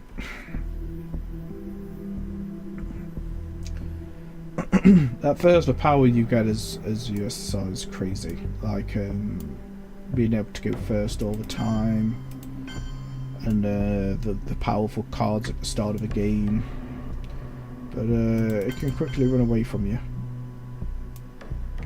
I could go for Turkey, I guess. Oh no, I can't go to Turkey, that's the point. I'll just leave it about. So, this is just the start of the game. You can place... The USSR places 6 influence in Europe, in Eastern Europe. The US starts with 7 in Western Europe. And then all new game. So back at turn 1, you have a headline phase where we play at the same time, and then 6 rounds. So this time the red cards are the cards that are great for me. You have these cards that are half white, half red, which are good for both either player, and then the blue ones are good for my opponent. That's handy to have because NATO cannot be used for the event until one of these cards is played. So I could use this for points without worrying about anything else to do it. I have both of the NATO cards, that's so weird. That's handy. I might do this. I need to be careful now that I'm playing against the US. Why? What? Why did they... It's the headline phase. Why did they do that? You know what I said about the AI? Sometimes it's just really stupid. Why did it do this? So in the headline phase, you don't get to use the points, even if it's an opponent's event. Well, I got them the... I'm sure I don't have the rules wrong on that. I'm sure that's fully correct. Romania, I'm going to get control of later anyway, so that doesn't bother me. Straight for Yugoslavia, Bulgaria, sure, Austria. Okay, so I'm going to get 2 victory points for being the first one. The left number. I'm the first one to get here on the space race, so I get 2 victory points. The second player gets 1. And now, because I'm a USSR, I actually get my action round first before the US. So now I get a taste of the power. So this is unbelievably good for me right now because neither Warsaw Pact formed or Marshall Plan have been played. I could just play this for free and it's worth a lot of points. So the world is my oyster, really. Where do I want to start? Getting into here is really important at the start. I could coup, like attack in Europe, But I feel 1, 2,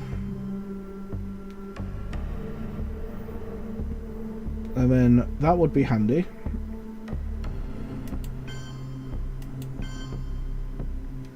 Everything like that.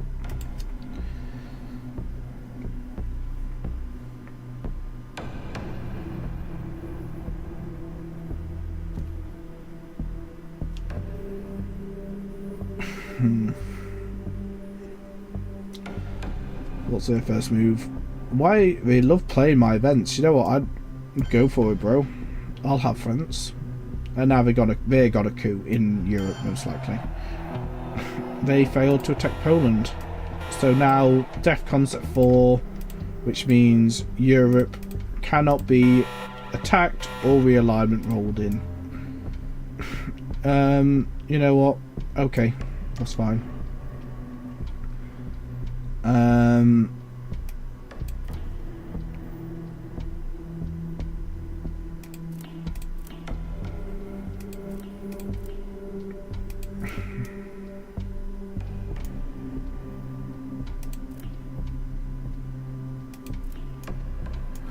That's good for getting advantage in the Middle East quickly.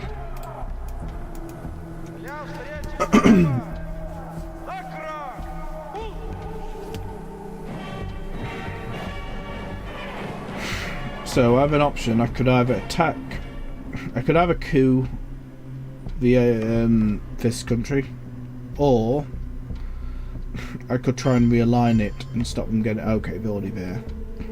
Bit late for that now.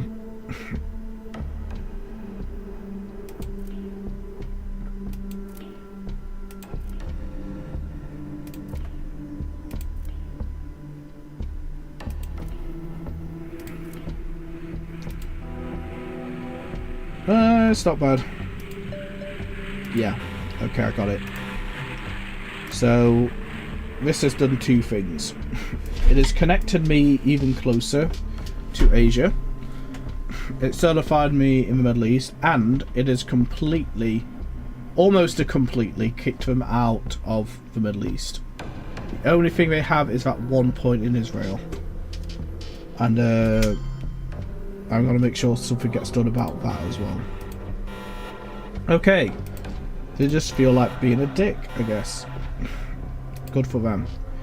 So no more coup alignment rules in any of these regions that matter right now. So what next? I could go into Pakistan. That's pretty cool. Though I guess the disadvantage is a bit of a disadvantage too as well. I could realign Israel. That would completely kick out the US from the Middle East unless they coup. That's their only way in. So I think that's really tempting. I don't care about this card. Oh, I can't do it because of what they just did. I can't realign. Damn, okay. And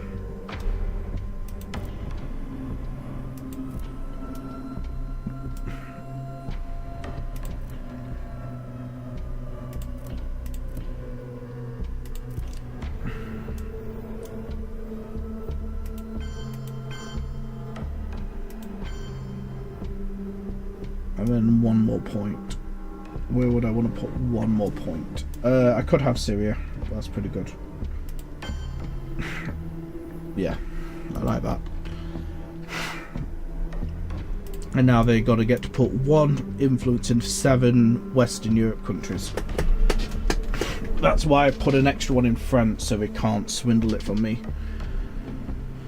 So really, it's not really got to do them that much good. And yeah, I think that's the best we can do with that.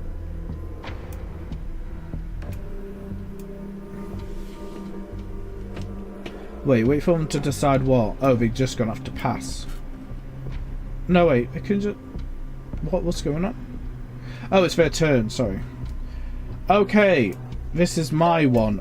Excellent. Now they just kicked themselves out of the Middle East. That's even better. Holy shit. Why did they do this? Just playing on the space race, Jesus. So I'm gonna gain 2 VP. They're completely out of the Middle East.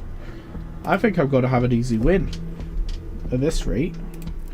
What are they doing? The only way they can kind of cause trouble now is if I guess they put influence in Turkey or Syria. That's it.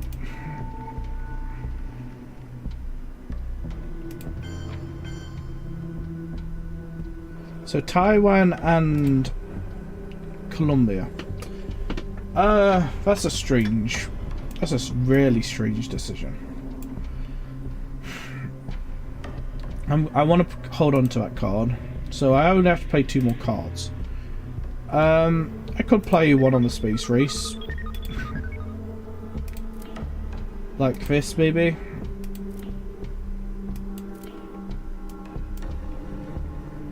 I could keep kicking them out of Europe. That would be funny.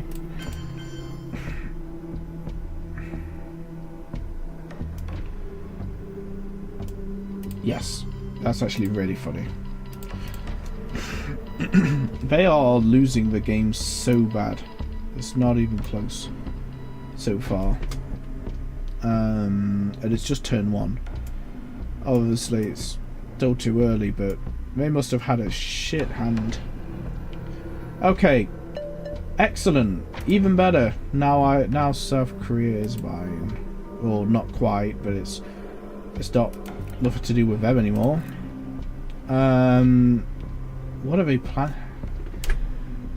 They must have just got the worst possible luck, and they're playing bad, and it's playing badly. It's kind of both. Okay, they went back into Italy. I mean, sure. And I had to kick them completely out of Europe anyway, but the thing is that I'm kind of close-ish. No, not really. I want to focus on expanding Asia and expanding the Middle East if possible. So former side, this card is not really that good, so I don't mind them having this card. I can get into Pakistan. Cha-ching.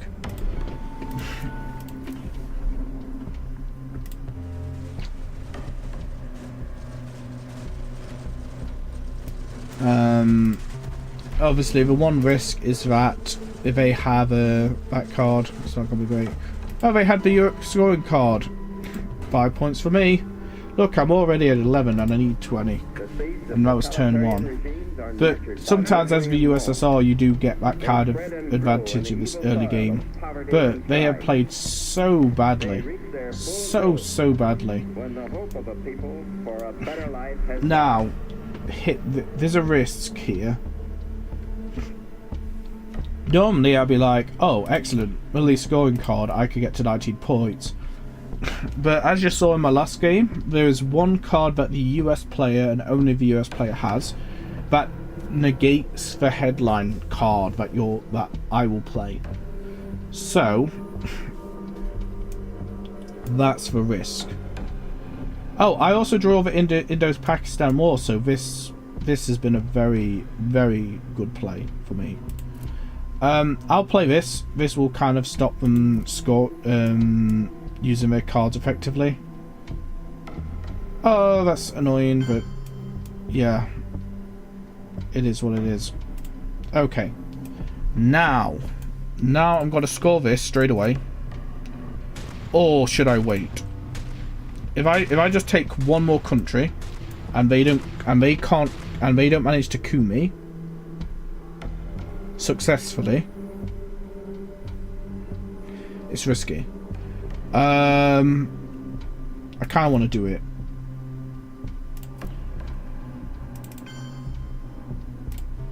Okay.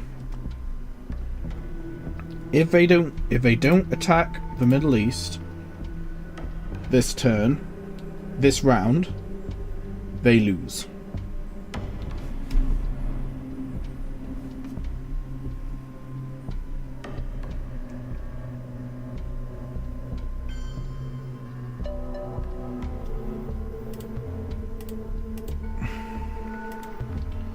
Okay, I said it was a risk. I did say it was a risk. But now I'm gonna kick them out. They are donezo. As long as this goes through, they are cooked. Oh wait, that wasn't a battleground country. Shit. Okay. Okay, I played a bit too aggressive. I need to be careful.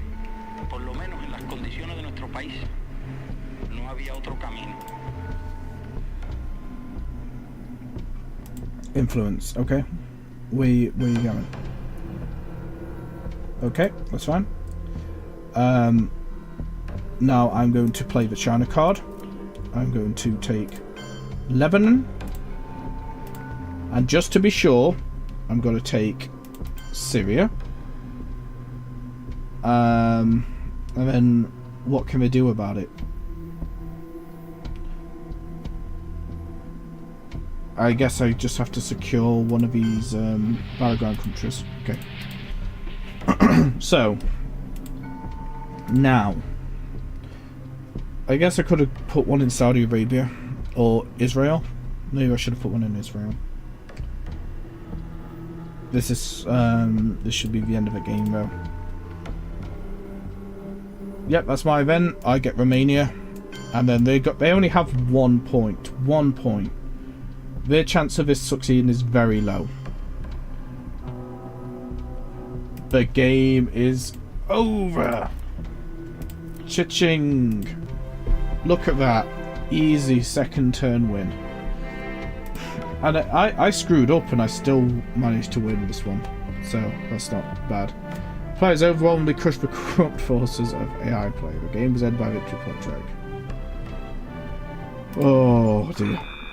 Well, win a game in the early war, bulldozer. Yeah, that's definitely what I did. That was quite a decisive victory. I don't ever want to play a third game, to be honest. But that was a lot of fun. Whew. Alright. Should I play like a bit of a different game at the end just to chill out? I could play some Mahjong. I'll play a bit of Mahjong.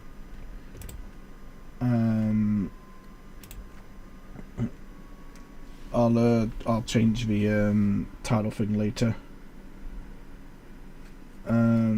Where is game capture?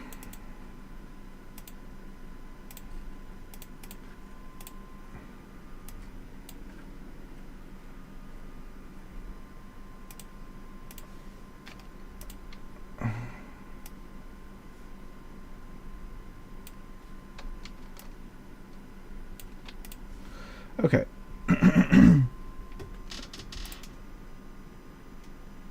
So, I guess I'll play this one. I also need to explain how this one works. By the way, tomorrow I will be doing as normal. So, Omoli will be tomorrow, and Friday will be Castlevania Symphony of the Night. I think I'm going to be able to finish Castlevania in one go. Depends. It might still be a bit too long, but I might finish it. Omoli, to my knowledge, I don't think I'm pretty sure the how long to beat said about 28 hours, so I'm probably about halfway through that one.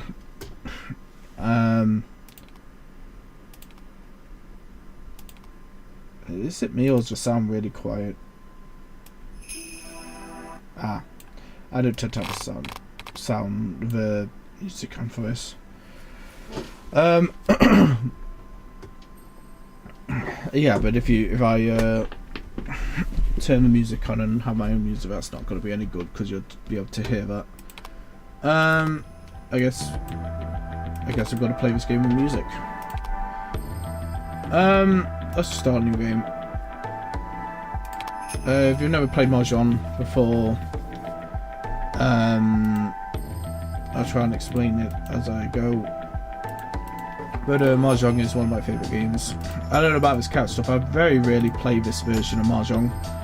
My favourite versions are like, there's one on my phone called Lychee Mahjong. There's an old PS1 Japanese game, which is Le Kemono Mahjong. I have that on the PS3 Virtual Store, and I have Mahjong Soul's pretty good as well. It's not bad. 51 Worldwide Games version's pretty good. These cats don't do anything, so I'll just pick whatever. I'm the tiger, I guess I'm a furry. Or am I not? Oh, I guess you play against the furries. Never mind. Ignore what I said.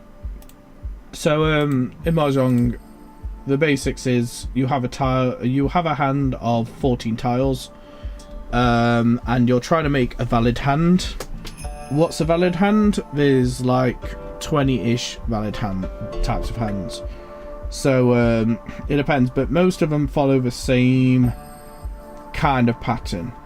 Especially if you want to play simple hands, you want 4 sets of 3, which can be like a run of the same suit. So like this is a suit, this is a suit, this is a suit. So if I had 2, 3 and 4, for example, that's a run. Or 3 of the same one, so like 5 of this tile specifically.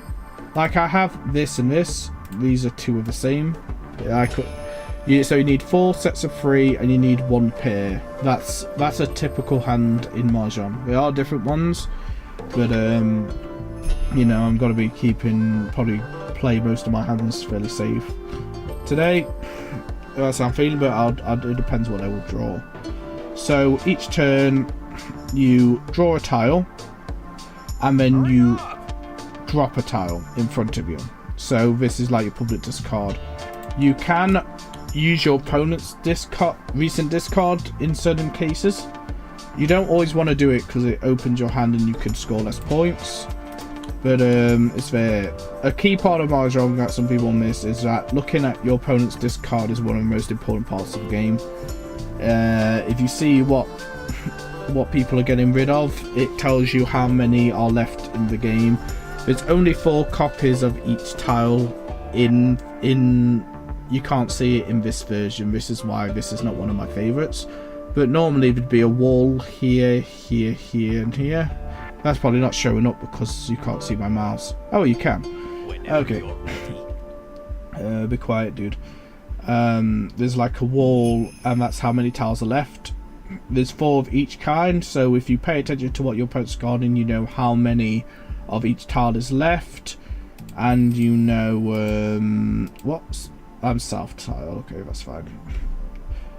You know how many is left, and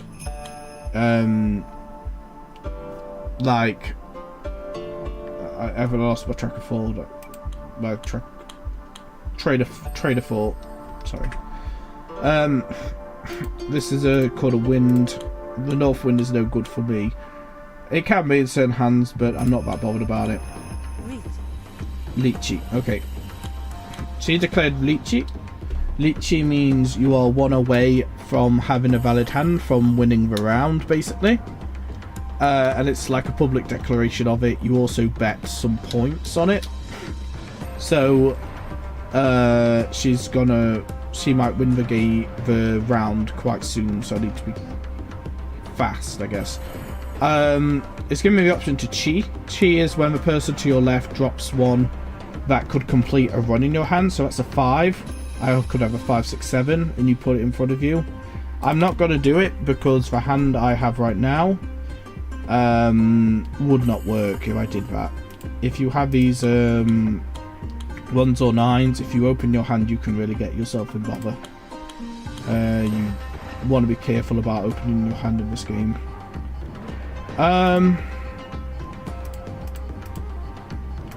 Oh, in fact, this game, that's kind of neat, I guess. It highlights the discarded tiles in that type. So I know there's only one more East in win of the game. I know there's only one more White Dragon in the game. So both of these, I could make a pair if I was lucky. But that's about it. It also means that it's safer to discard those tiles. So that could be okay, she declared Lon.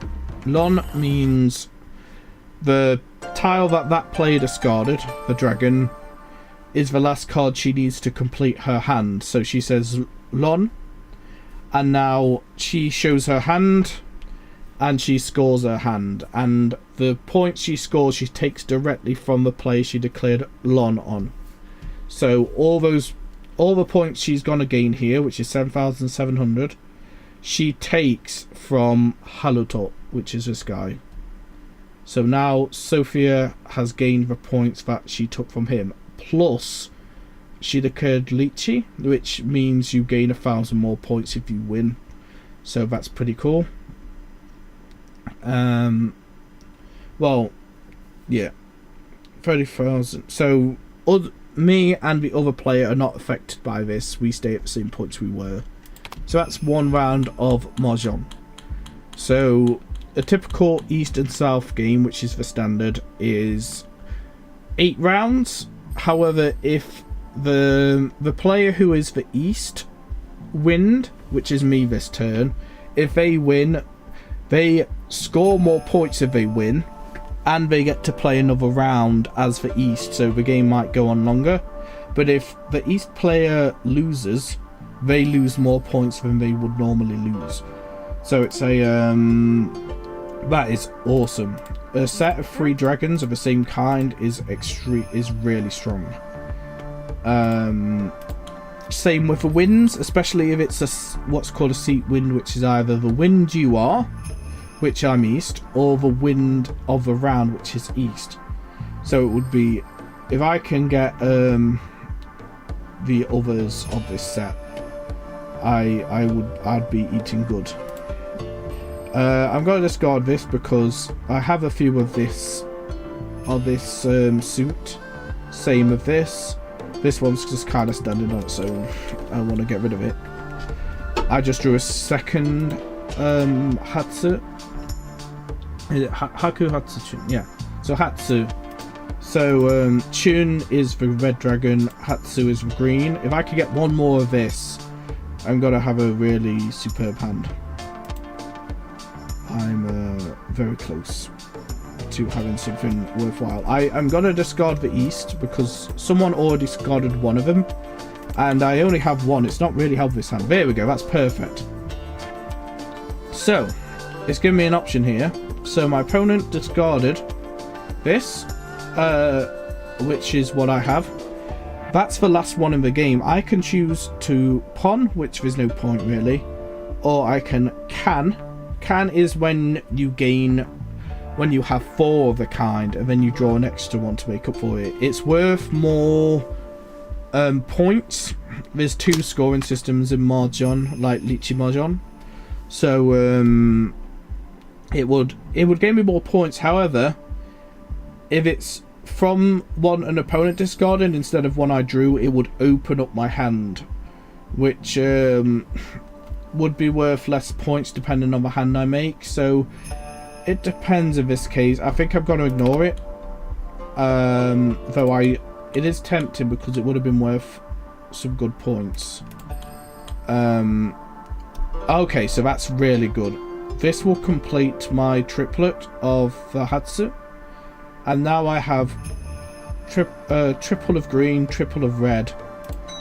Even if it opens my hand, I feel it's worth it in this scenario.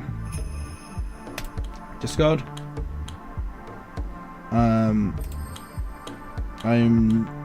This hand is going to be absolutely cooking. So I've got to pick 6, 7, 8, I guess, and then I discard this. I can't declare Lychee. I am 1 away from winning the game. I need a 5 or a 7 for winning the round. Sorry, because then I would have 4 sets of 3. So 1, 2, 3, 4 and then a pair, or if I get this one, this is the 4th and then a pair. I cannot declare lychee, because to declare lychee your hand has to be closed. That means you can't steal other people's tiles unless it's the very last one. Because I stole this green dragon, the Hetsu, my hand is open, which I think it was worth it considering what's happened. Philly 10. Why am I in Philly 10? Sorry.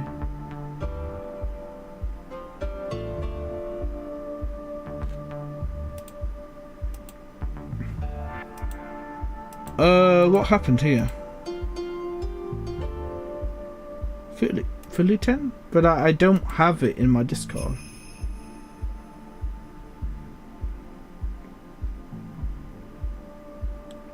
Hurry up! I know, dude. Quiet. That's confusing. I should have won by Tsumo. Wait, it's fair. Oh, this game works different. You have to declare Tsumo manually, like in the PS3 one. I was like, how is this not Tsumo? So Tsumo is where you draw on your turn the last tile you need to win your hand, and you declare Tsumo,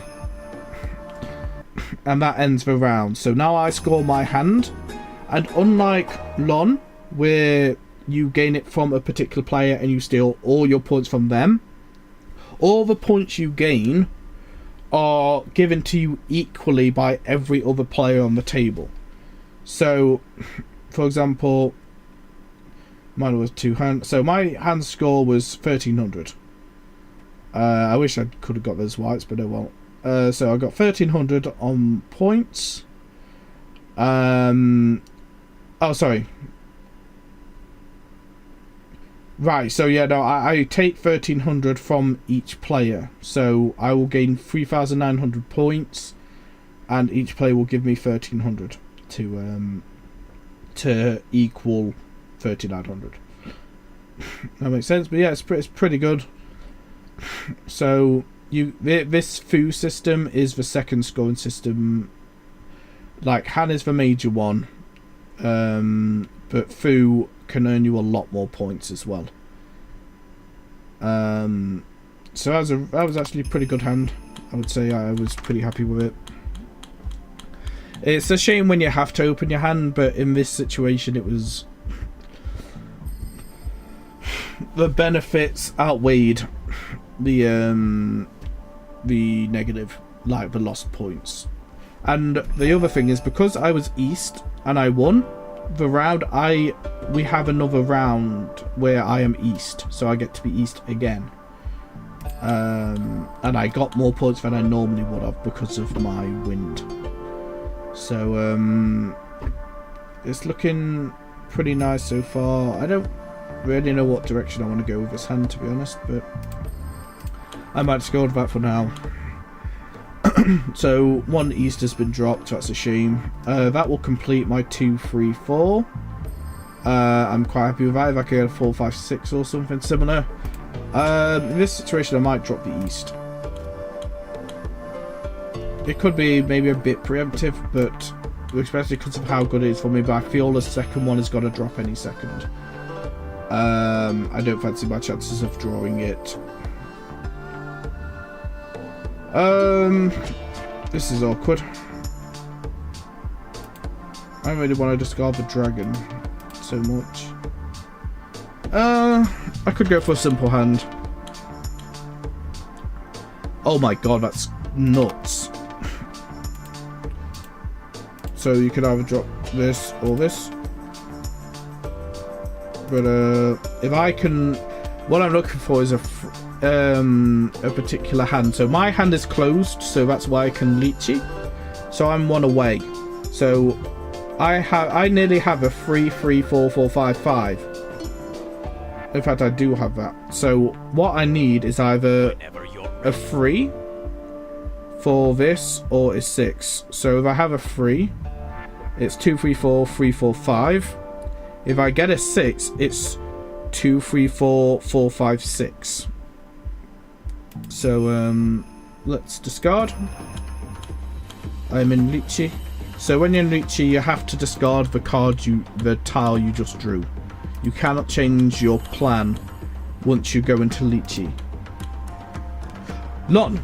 Oh, she just dropped what I needed, so Lon. And now I steal all my points from Sophia. And she's the one in the lead, so that's really good. This hand is pretty nuts. I have Pinfu, which is a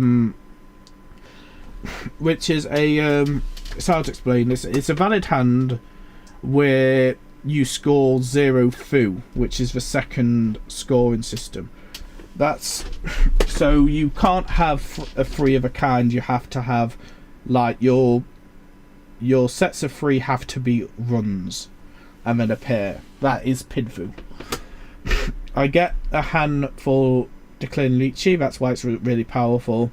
All simples means everything I have is numbered between 2 and 8, and I don't have any special tiles like winds or dragons.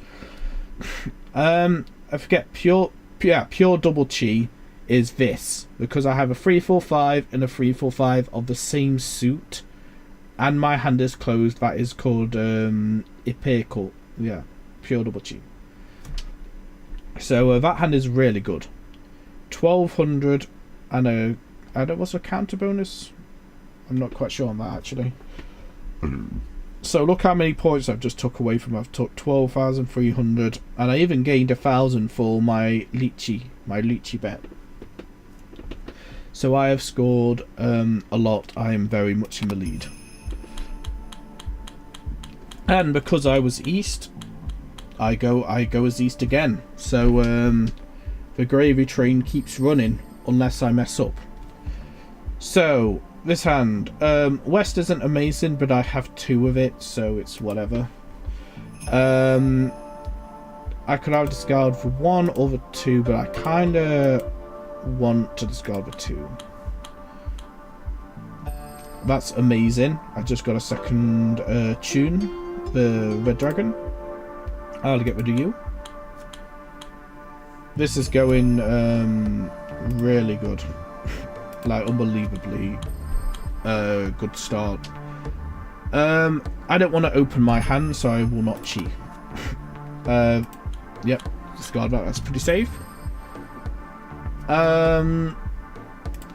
I don't need that either. That is too strong to resist, I feel. Even if you open your hand, a set of dragons is worth 1 hand, so I could do that. I'd be very close. In fact, look how close I am. I only need to discard 1 tile. So, depends on what I want to go for. I think that's probably best. So I'm going to discard that. Oh, I can promote it to a can. So I hard drew it. And I'll draw a replacement.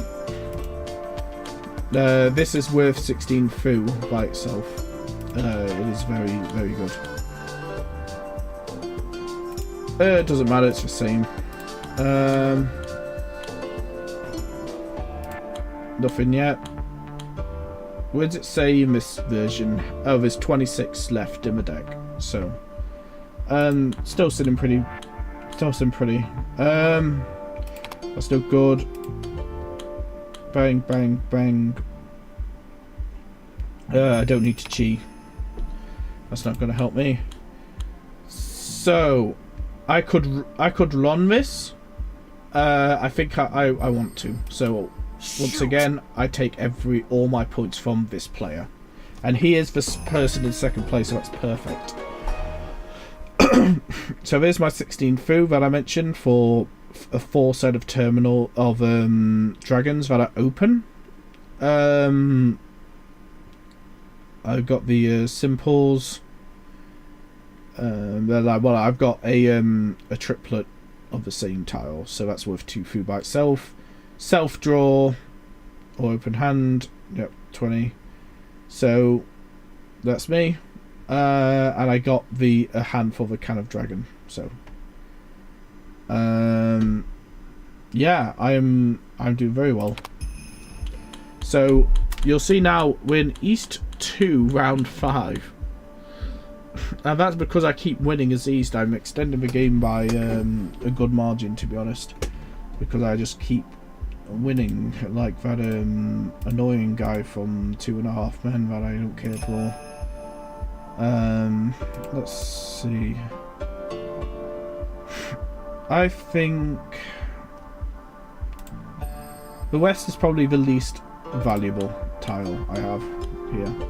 That's kind of annoying. Someone dropped. So that's good because someone dropped to the West, so it's good I got rid of that. But someone dropped the tune. I have one. I don't love seeing that. Gotta hate it. The fire's not doing a lot, but no, now it is because I drew a 6. So I feel, even though it's painful, I'm gonna drop the tune. The West is complete. The West is fallen. But yeah, that's no good. It's still continuing to get hard. So white, I have one white dragon. But there's one already gone, so there's only 2 left in the deck. If someone had 2 in their hand, I feel they would have stolen it. So it's still out there, but I feel I want to discard this one. I wanna believe. I want to believe it's out there. See? Oh, there we go. Perfect. I wish you could move your tiles manually around. In the PS3 one, you can move them.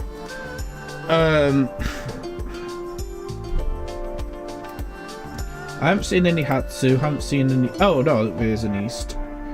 I guess that's next for the chopping block. Lychee. Oh dear. Okay. So what could she have? So that's another thing. When a player's in Lychee, when you know they're nearly completed their hand, you can look at their discard and think, well, they can't be looking for that.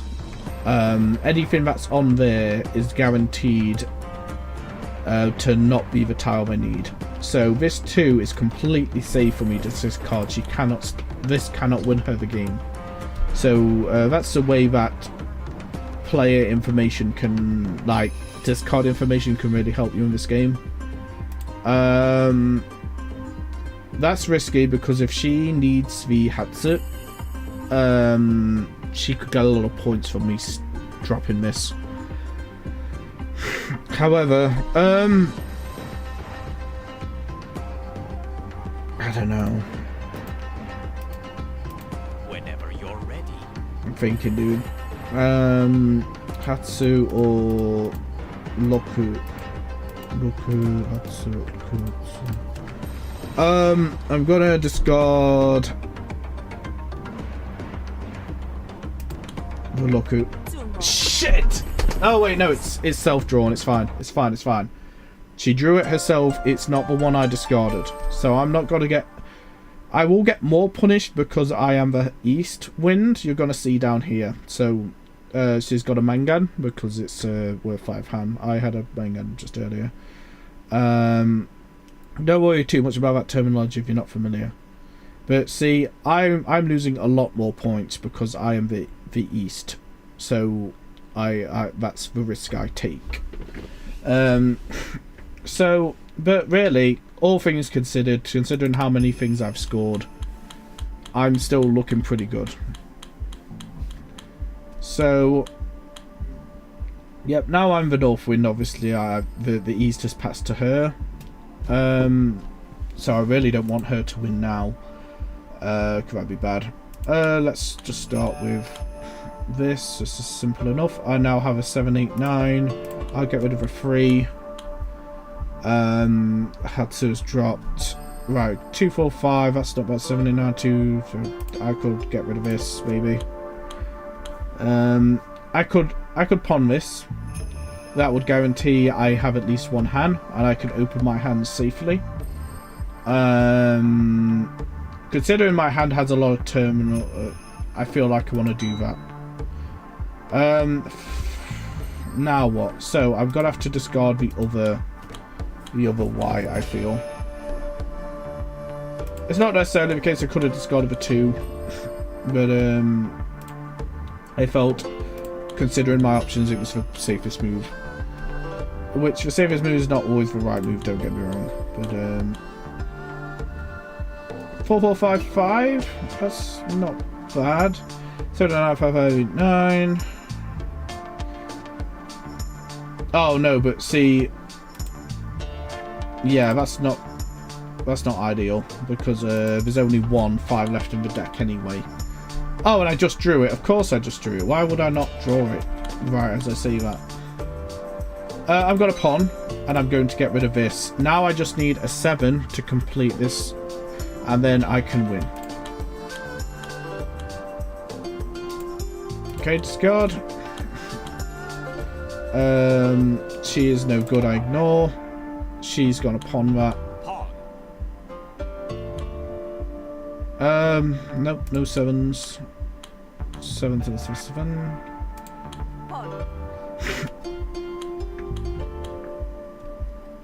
Okay. Well, this is a risk, so. Nope, that's not what I need. There are only 8 tiles left in the deck, so I'm probably not going to win this hand, but when the round ends, if you are 1 away from winning, like I am now, you get Tenpai. And Tenpai is, like, there's 3,000 points that players can earn, depending on who has Tenpai. So if one player has Tenpai, no one else does, that player gets 3,000 and the other players give their points equally, so they lose 1,000. If 2 players have Tenpai, both of them gain 1,500 and the other 2 lose 1,500, etc. Yeah. So it sounds like Sophia had Tenpai, if that's my understanding, yes. So this is a good example. So Sophia gained 1,500, I gained 1,500 because we both had Tenpai. And the other 2 players have to pay us equally. So they lose 1,500. And because it went to Tenpai, because no one won, the wins stay the same. So we've already had 7 rounds and it's only East 3. That's pretty nuts so far. So this game is going to be longer than the average Mahjong game. But I tend to play quite fast, but because I'm streaming, obviously I'm trying to play slower, so I could kind of explain stuff as I go, and it's not going to be boring to watch or anything like that. Oh, I need like hay fever tablets or something, maybe. It's just getting worse. Oh, Hatsu. I have one. Oh, I don't like that very much. It's tempting to get rid of it because it's kind of dragging the rest of the hand down. I think I might because I only have 1, and it's pretty safe to discard. Okay, I could take this technically, however it would open my hand, and because my hand has 1s and 9s in it and isn't a special hand so far, I would, if I got to a valid hand, quote unquote, I couldn't actually redeem it because I don't have any points, so I would get stuck. If you take this exchange, if you choose to take this and you don't have a specific plan in mind, you will get stuck. So if you're new to Mahjong and you're wondering why, you know, why do I have a valid hand but I can't score it, you need at least 1 hand. And doing stuff like Lychee, which requires you to have your hand closed, that alone will give you 1 hand. If you have a set of winds that are either your seat wind or the wind of a game, or you have a set of dragons, then you're okay.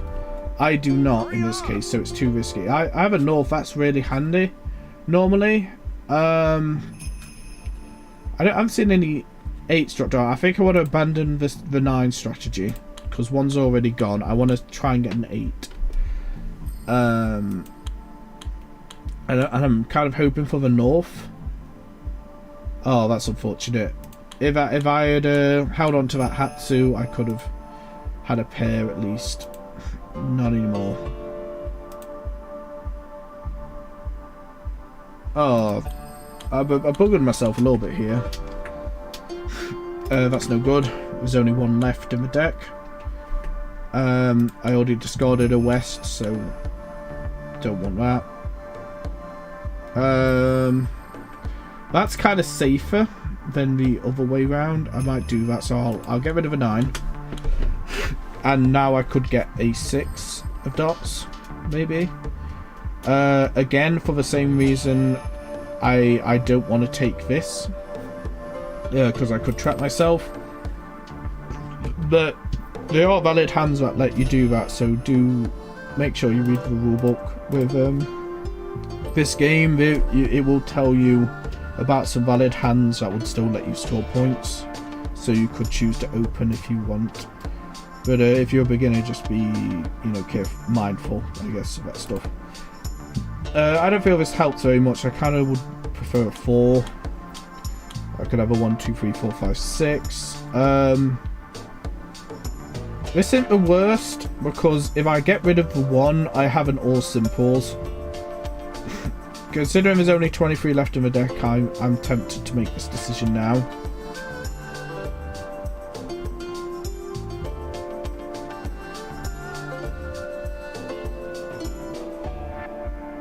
No, I won't do it. Oh, there's the north. I should have held on. Don't need the 2. South 5-1. Tune is no good. That was the last one in the deck. Lychee. Okay, what's safe to discard for her?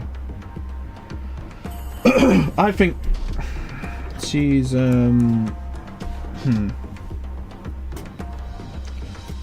It's not actually that cut and dry.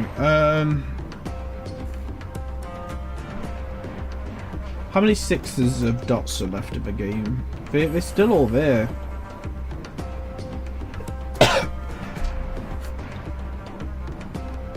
Whenever you're ready.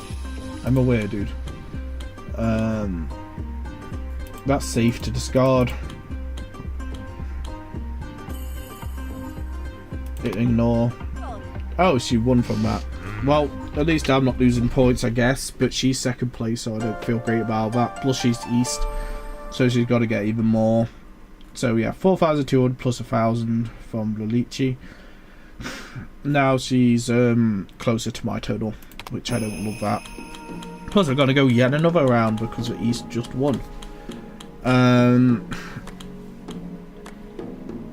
Yeah, especially if you're a new player, I can see people getting confused over, oh, why is there so many rounds of this game when there's supposed to be only 8. But yeah, the East keeps winning. They could go on as long, theoretically as long as time itself, I guess. Though obviously the likelihood of that is very unlikely.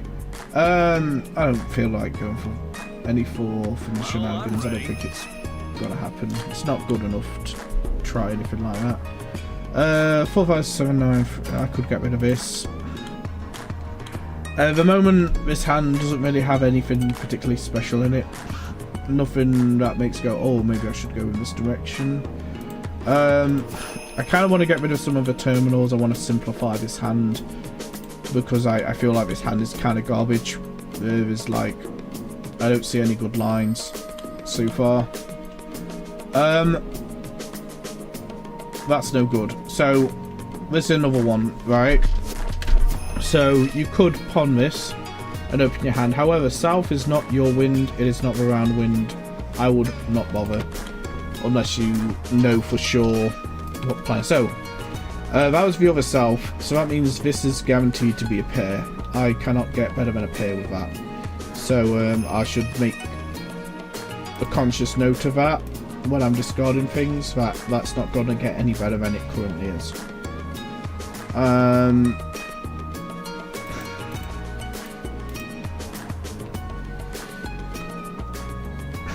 struggling to make heads or tails of this hand at the moment. I'm going to keep simplifying. I'm going to get rid of the... yeah, I discarded a west, that's fine. 4, 5, 4. It kind of gives more opportunities because then if you keep this, for example, you have the option then of either going for a triplet or going for a run. So that's why you might want to keep something like that. But that's also kind of why I'm keeping this, so it doesn't really fit in the hand very well, unless I... Oh, so you got rid of tune. I'll do that then. That kind of simplifies things for me. Ignore. 4, 5, 5, 5. I could have had a 5, 6, 7 potential, but... Where are all the north tiles, man? What's going on? I'm going to choose discard. I need to remember that, though. I need to remember when I choose that. Con. Concealed can, very nice. So that means he hard drew an extra copy of he drew the 4th copy of a card in his hand, which is the 9 the 9 tile of bamboo. So he got all 4. Now his hand, when it's like this, that means it's still closed, so he will still get the maximum scoring benefit for those, which is like super good. Okay, he's pawning that. That's also no good. Lunge? No way, bro. Damn, I just got my ass kicked. Oh, that's rough. Did someone did someone before me discard before? Am I making that up? Like in the previous round? No. No, I'm just that's rough. At least I didn't steal that many points, but it still is putting me uncomfortably close to Sophia, who is the East Wind, but now, because she didn't win this round, it will go to East 4 now, and the East will go to Tiger, the furry bait guy. I guess he'll furry bait. East, West. I'm West. That's unfortunate. That got discarded. That already weakens my tile. I'll get rid of the dastardly bamboo. Curse you. You're the reason I lost last game. Damn it. I should probably change the tile of the stream to reflect both, by the way. But I think there's probably no big panic with it. So I have the makings of something interesting here, I guess. So if you have all of the same suit for your whole hand, it is a flush, but if you have it with stuff like dragons and wind as well, it's called a half flush. So that's kind of... I'll get rid of the south. South doesn't... I don't really care about it. Oh, that's really good. See what I mean? Like, yeah, there's not gonna be a there's not as much. I'm not gonna bother with a flush now, because that's kind of diminished the point of it. Pawn, yeah, sure. So now I'm 1 away from winning. I need a... If I could get a 7, I would have a... so if I get a 7, I would have a 2, 3, 4, 3, 4, 5. 1, 2, 3, 6, 7, 8, because the 7's the one I need. I also get through, because it's in the middle of the one I need. And then the 9, 9 is the pair. So this is quite an aggressive play. It's not going to earn me as many points as it could. If I held on, but I think it's got to be worth it. So yeah, the negative is there's 4 of them left of the game. There's only one kind of tile I can get. Like, for example, no one has 3 copies for sure, but it's possible that the 4 copies are in the player's hands and they won't discard them. Though this guy was very kind, thank you, my dude. He just discarded the one I needed. I thought the game was going to crash there. That's concerning. So, yep, we're through for the dragons. We're very open, sadly. Closed wait, 2 through. And then self-draw open hand. Yep. So, yeah, you know, it's not that good, really. It's just 1,000 points. But it is what it is. I feel like getting some points out, I felt was going to be worth it. Though I feel like I should have played less aggressively. I thought I had more points than that. Mostly because I didn't know how many few I had. But that is the worst possible time to do that. So normally that'd be insane. Like, however, we've just gone to South 1 and I'm South. So I'm still going to keep him because a triplet's a triplet. But it's nowhere near as nuts as it should feel. Okay. That could kind of help there, I guess. I'm going to get rid of loose ends, I feel. So get rid of the 2.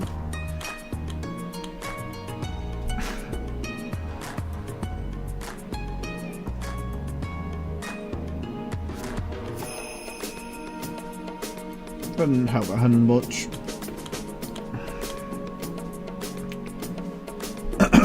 Okay, we've got a second white dragon. They have 1. They just got a 1, but you know, 2 still good. There's only 1 south left in the deck. I feel like I should get rid of this. Yeah. It could have still come up, but I don't need enough.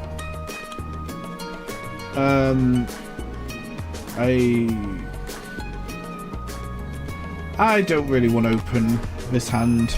It's kind of weak already. Right.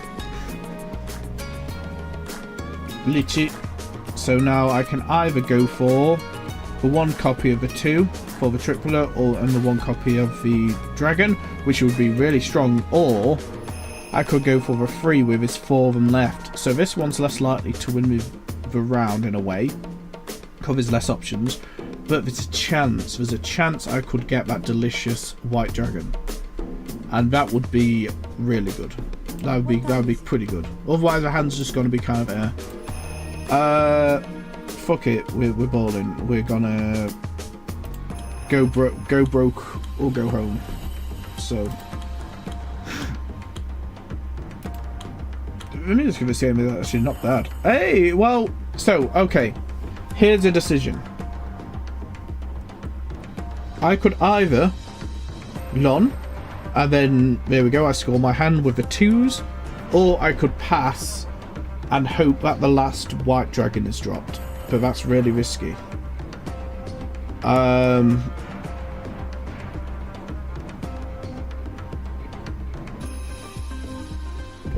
much am I going to score for this otherwise? Not a lot. But who would I steal from? I'd steal from the west. But the thing is, this person's in second. I think if the person who dropped it was like Halutor or Khan, I would pass this and try and get the white dragon. But because it's the person in second, I feel like anything is going to help. Especially with how close we were getting. So I you know, if you play Marchionne as well, feel free to criticise my decision. I would not disagree with you. But you know, 2 hand for just having Vidula, which I had Vidula, so that's handy. Lychee. I didn't actually notice Vidula. I forgot to look this round. I didn't even explain Vidula while playing, but it's, you know, I can explain it this time round if South 2 round 11. Jesus, this is a marathon of a game.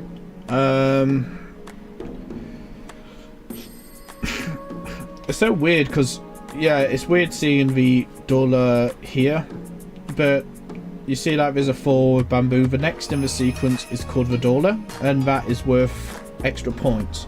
So the next in the sequence of a 4 of bamboo is the 5 of bamboo. So the 5 of bamboo is worth more than it normally is.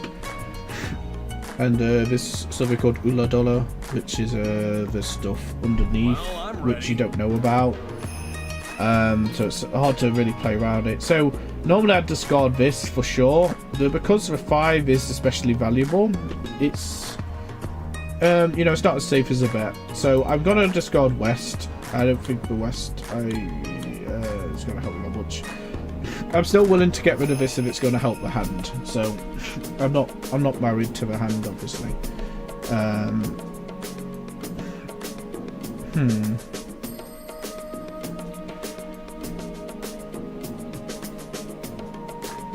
I don't think it really helps this much. I'd rather try and go for the 8. Wow, holy fuck.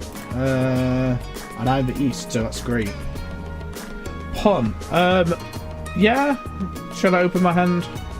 It means that the 2 of the same run thing isn't going to be worth anything special. No hand.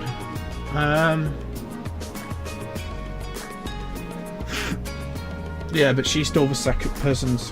No, it doesn't matter. It's too tempting. I'm gonna do it. I'm gonna do it. I'll still leave it open just in case. You never know.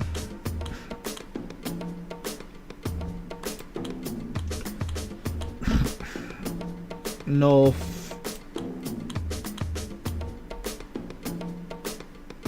How many? No south winds have been discarded. That's a bit concerning actually, because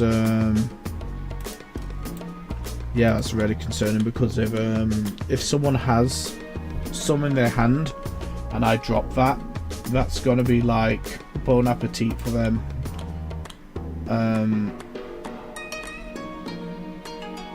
Yeah, sure.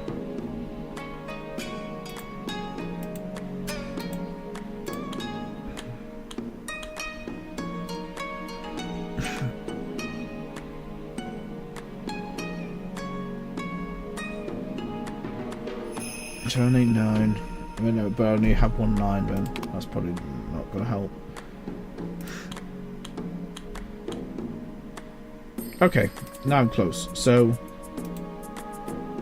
I mean, out of the 2, I guess I'd rather go for the south. So, I'll discard this and 1 away. I just need a south tile to drop.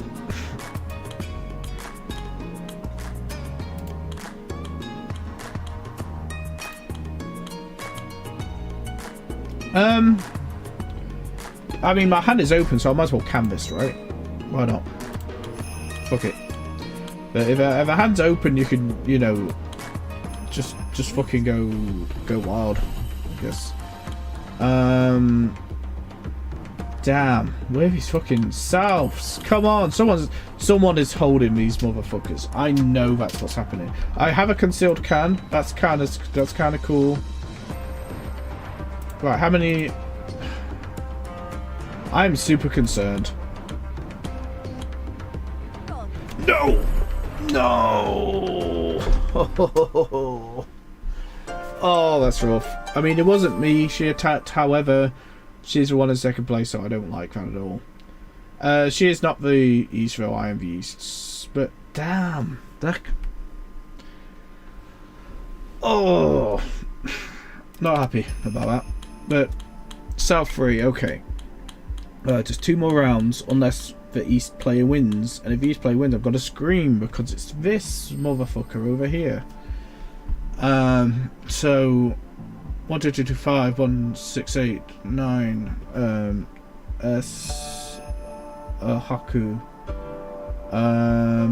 One of the S's is gone, and I'm not. No, but it's for E. It's for. It's... Right, I've got to discard for 1. If this wasn't a round win, this would be gone. I wouldn't even know what questions. But oh my god, why are they discarding everything I want? God damn it! But like not when I can steal them.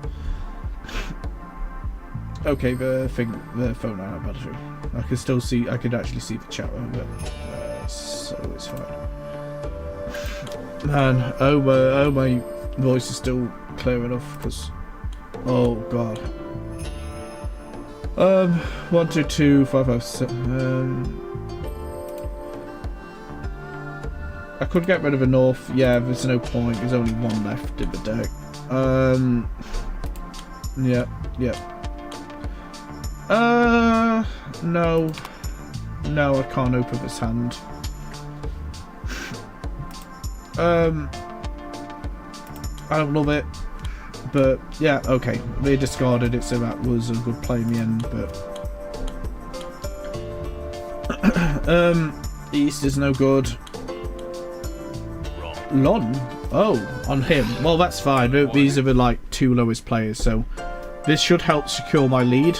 This is actually quite good for me. All that needs to happen now is... Let's see how many... Holotor got... Oh, that was nothing. Did he just have Pinfu and that was it? This motherfucker just had Pinfu. Okay. That really simplifies things now. So, for me to win the game, all that needs to happen is if Khan doesn't win this hand, and even then I can probably still win. But basically, Sophia cannot win this hand with a really strong hand. If I win with anything, it's over. If the other players win with anything, it's over. My win is all but guaranteed at the minute. And I do specify all, because yeah, it can still go horribly wrong. 2 Easter down.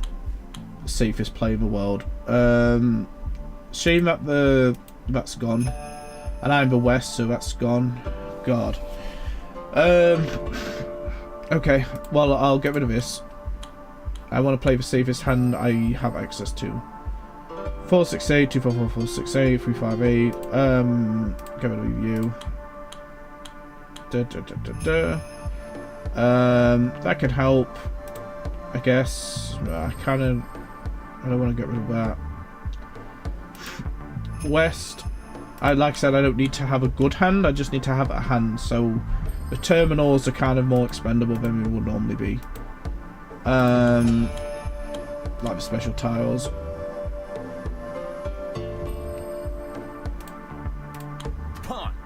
Oh, dick.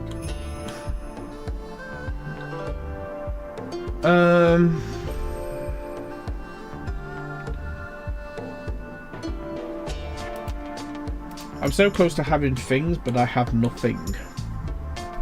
Okay, well, that's something. Okay, so 6, 7, 8. Now I can have either 4 or 6 of bamboo. That would help.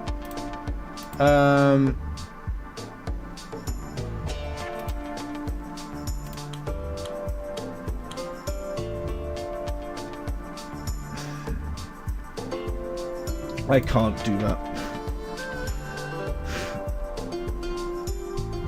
That could help. I'll go to that.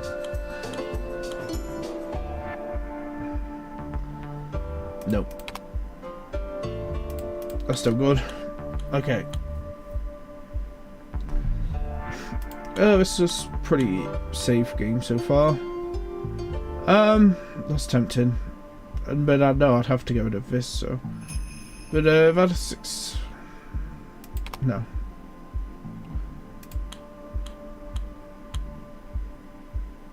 Shame. Maybe I should have.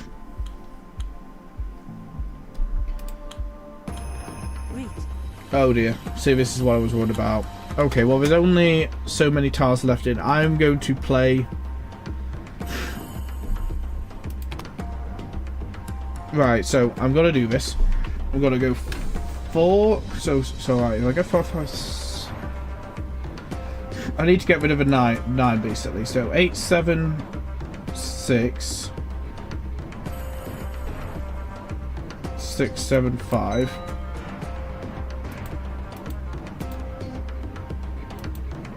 Yeah, but that's no good. That doesn't mean anything. Right, so I could discard this. This is safe anyway, so that's good. I want to maximize drop-in safe tiles. That is not entirely safe. It's mostly safe. If she has the other 2, and that's what she needs, it's dangerous. But otherwise,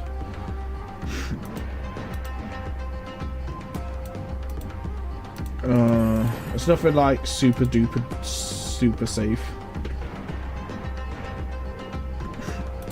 I've got to hope. Okay.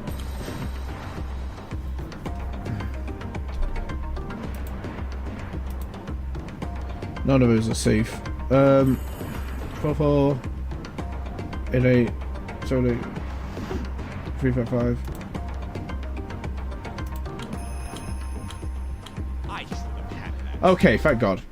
Okay, so she was one away, which is Tempai, which I don't love giving her those points, but the thing is, the game is over, so oh well. So I've still won. Oh, that was a game. That was definitely a game. That had a lot happening. Next unlock. Okay, I've very rarely played this game. Like Kemono. I've not played it very much. Okay. Now I'm going to end it here on the stream. So I'll update the table later to say that I played Mahjong as well. But yeah, that was cool. Actually had some really good games on both games today. So yeah, tomorrow will be Umali, and the day after will be Castlevania Symphony of the Night. And if I finish Castlevania Symphony of the Night, I guess we'll be moving on to another short game. So that'll be exciting. Yeah, I'm going to end it there. Thank you for joining. Thanks for dropping by, Pumpkin. It's been fun. So hopefully hay fever. Hopefully the hay fever stops happening soon, because it didn't even really. I felt like a minus something just before starting the stream, but I was like, oh, I don't feel anything particularly strong, and then this guy just started hitting me like a truck. So that's a shame, so I am gonna have to end it here. Yep, thank you, and take care. Hope you have a good day. Oh, my brain is like